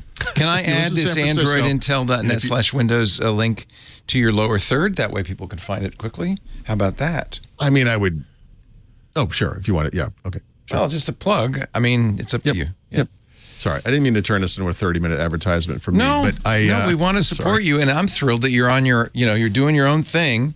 It's a big, brave thing to do. And we know a lot of people like Richard, like me, like Renee Ritchie, and a lot of other people who just took the chance and said, I'm going to do it my own way. Well, I wrote about this at the time, and it's worth looking up, but I should really give credit to the guy I worked for, George Cole, who, when I joined him, it seems impossible, but it was the end of 2014, so a million years ago, I explained how I got screwed over by Penton, and I would have done for Penton what I had been doing for them all along, which was keep driving traffic to Windows IT Pro.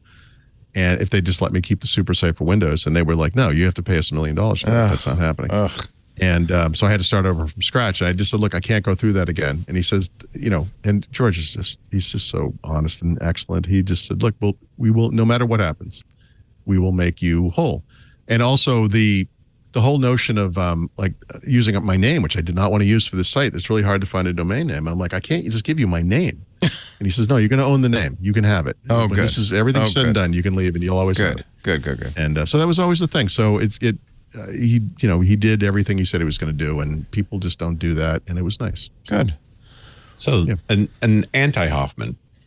Well, anti-first Hoffman. Well, I'm Chris really, Hoffman we are referring to here today is a very nice person and an excellent writer. And, good. You should definitely subscribe. Good. I'm very happy to hear about all of that. Finally. I'm sorry. I don't know why I waited so long. Yeah, you've been keeping it a secret. I didn't mean to. It's okay. You do not hide your light under a bushel, whatever that means. Yeah.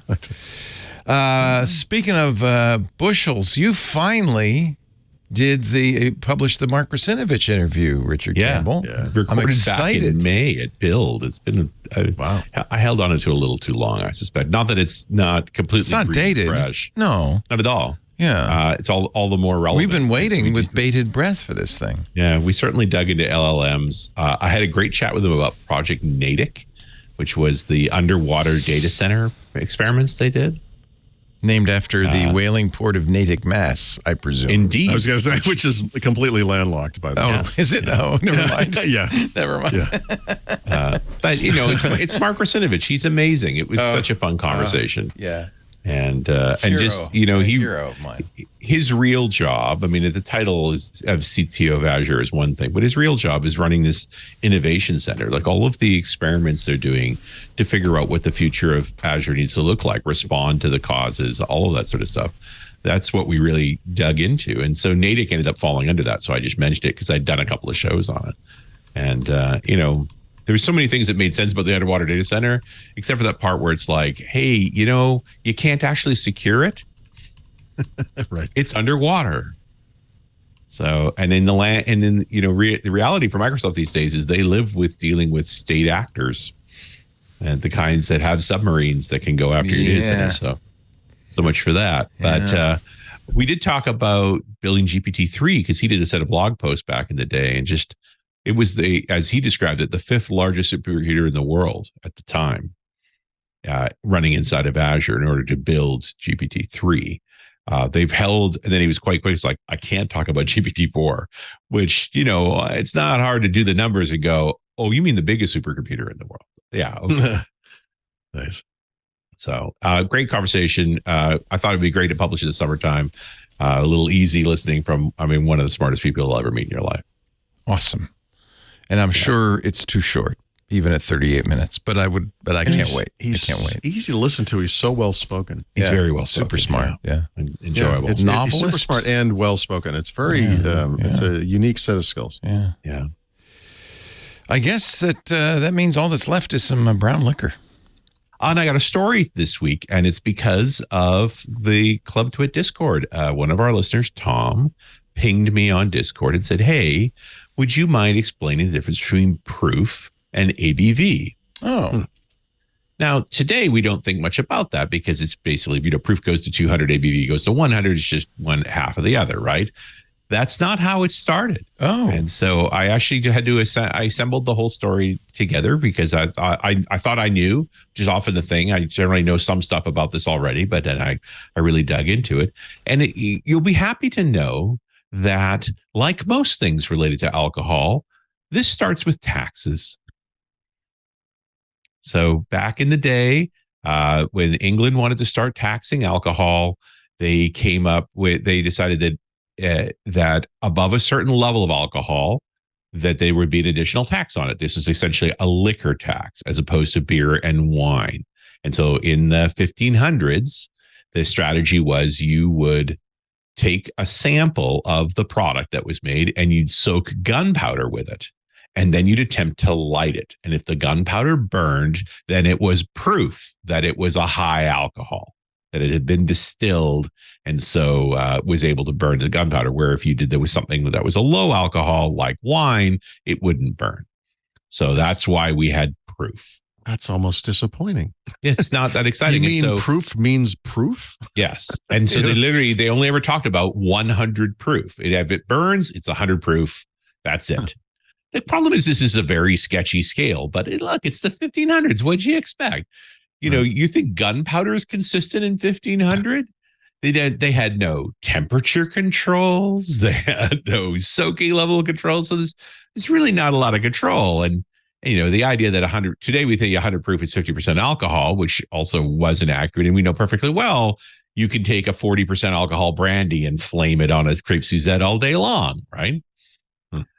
And to that point, there was never alcohol measures on beer and wine because you couldn't proof it.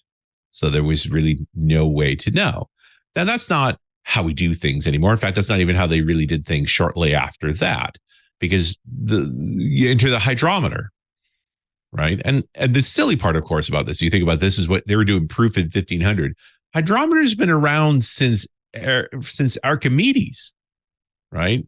Right. The whole story of Archimedes and is this crown really gold, which gets into displacement theory and so forth.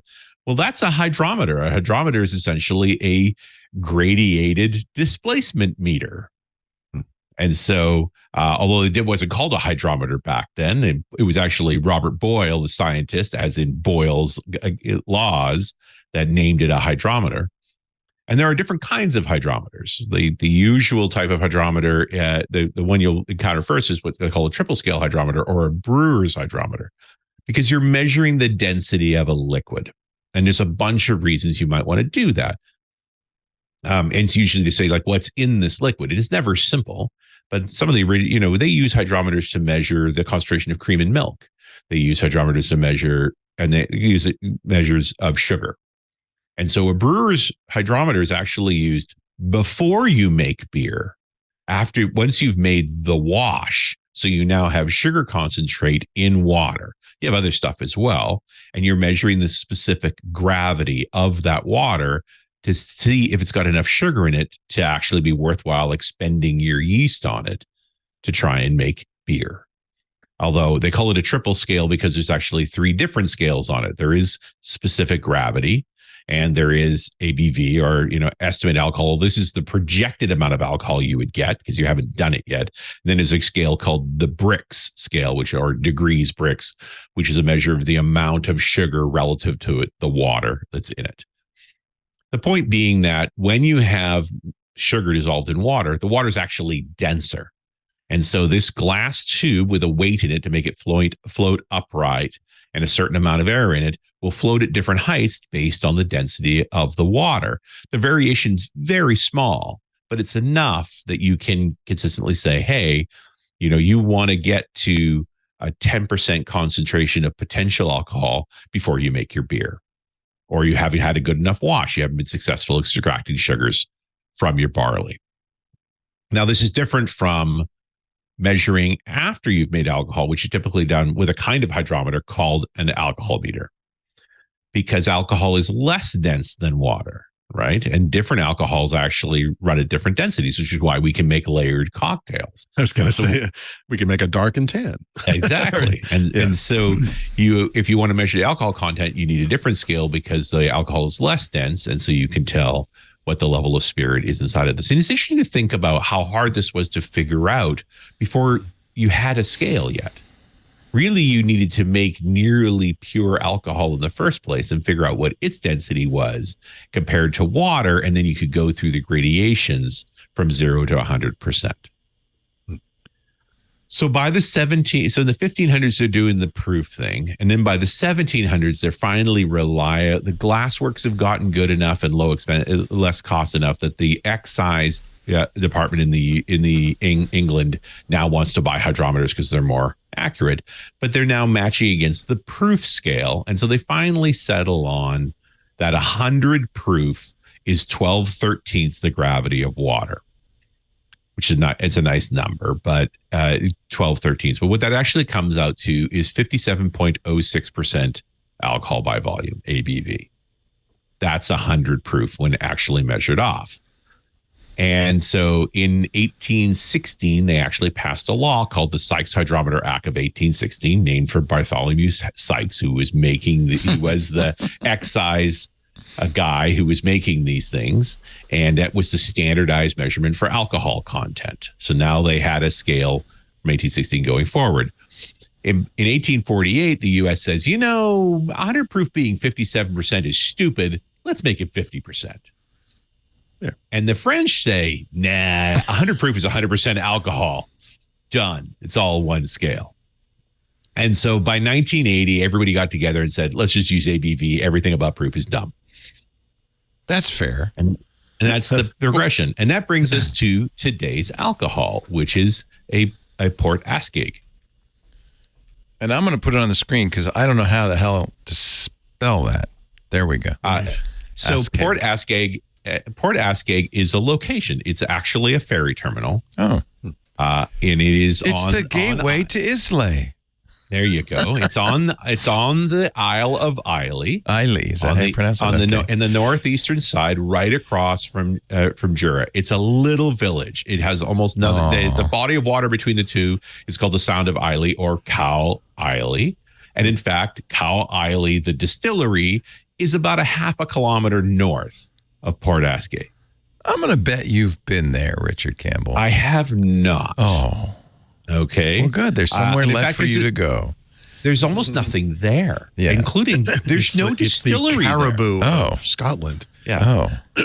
This is actually a whiskey that is made by an organization called Specialty Drinks. And so they don't disclose which distillers to buy from. They're clearly connected with Islay.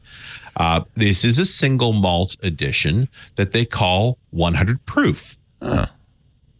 But the 100 proof is a brand label, not the concentration of alcohol, because the concentration of alcohol is 57.1. 57.1. Exactly. So it's really 114.2 proof.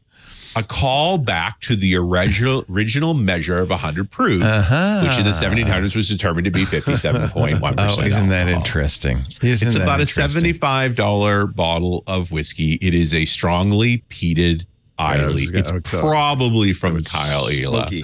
Yeah. Yeah. That's too bad. Such a unique whiskey. And there's 3 different ferries that run out of that location there. You can go across to Jura, which is the short run. You can go up to Colonsea, which is another island just north of there, or you can take the long ferry ride to Kennaicraig, which is back to the mainland of Scotland, and you're just north of Campbellton at that point and can pop down to Springbank.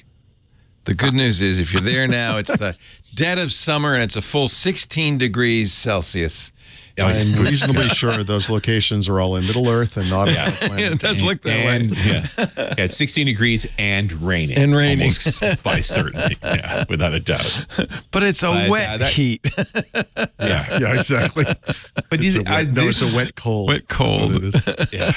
On the other hand, there's plenty of good whiskey, so how sad could it be? And peat burning in the fireplace. Now you know why that's a whole excuse for it. Is the climate. I enjoy how scales evolves, that's interesting. Just like the barrel sizes, where they used to have different sizes of barrels for wine, whiskey, and grain, and named for different things, and then they came up with the imperial gallon. Like, it's very funny, but same thing here. It's proof went through a bunch of different iterations. ABV is the far more literal measurement, and it really comes from having a real set of science around you to be able to make pure product and be able to measure against it to create useful scales. And you pronounce Islay? Islay? Islay. Islay. Yeah. Okay, like an isle. Without the brogue. I can't do the brogue. So, it's great. It's Islay.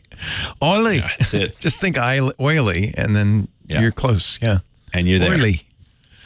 Wow. So, a very odd whiskey because it is a custom bottler. So they're buying their own barrels and doing their own bottlings. It is still a single malt.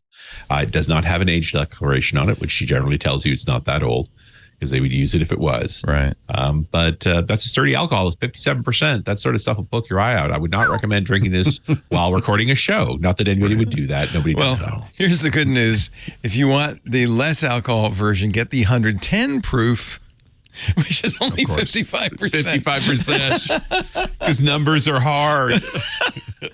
Wow. I think that's hysterical. But so Tom, there's your story that I yelled at you about. Yeah, but if we hadn't heard that prologue, we wouldn't understand why 100 proof is 57.1 and 110 is 55. It's like the Simpsons joke. You mean who knew?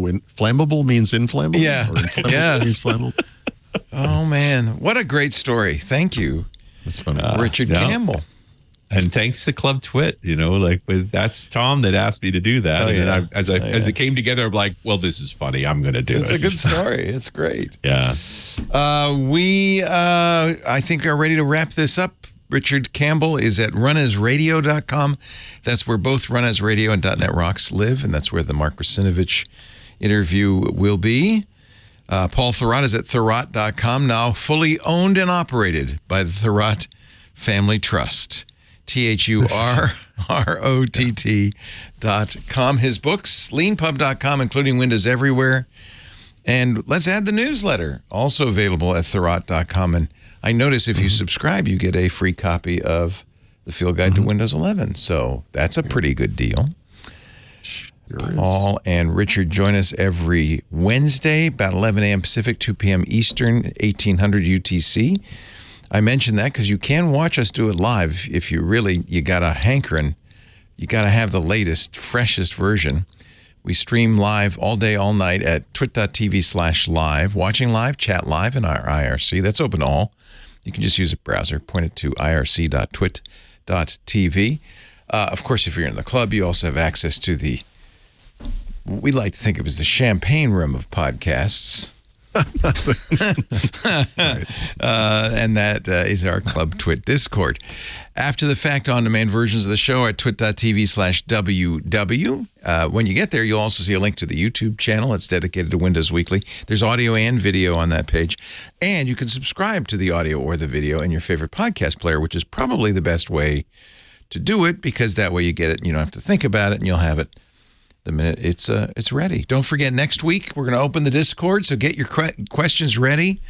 Comments are welcome too, and it can be about brown liquor as much as anything else. So next week we'll do the Discord with Paul and Richard. Coming up, we're going to do that unboxing for the Flip 5, and then of course this week in Google as our live day continues. Paul and Richard, have a great week, and we'll see you next Wednesday on Windows Weekly. Bye-bye, guys. I'm Jason Howell. What do you get your favorite geek who already has everything? Well, I know just the thing. It's a Club Twit gift subscription, of course. Twit podcasts keep them informed and entertained with the most relevant tech news and podcasts available. And with a Club Twit subscription, they get even more. They get access to all of our podcasts ad-free, the members-only Discord, exclusive outtakes, behind the scenes and special content, and exclusive shows like Hands on Mac, Hands on Windows, and the Untitled Linux Show. You can purchase your geek's gift at twit.tv/clubtwit, and they're going to thank you every day for it.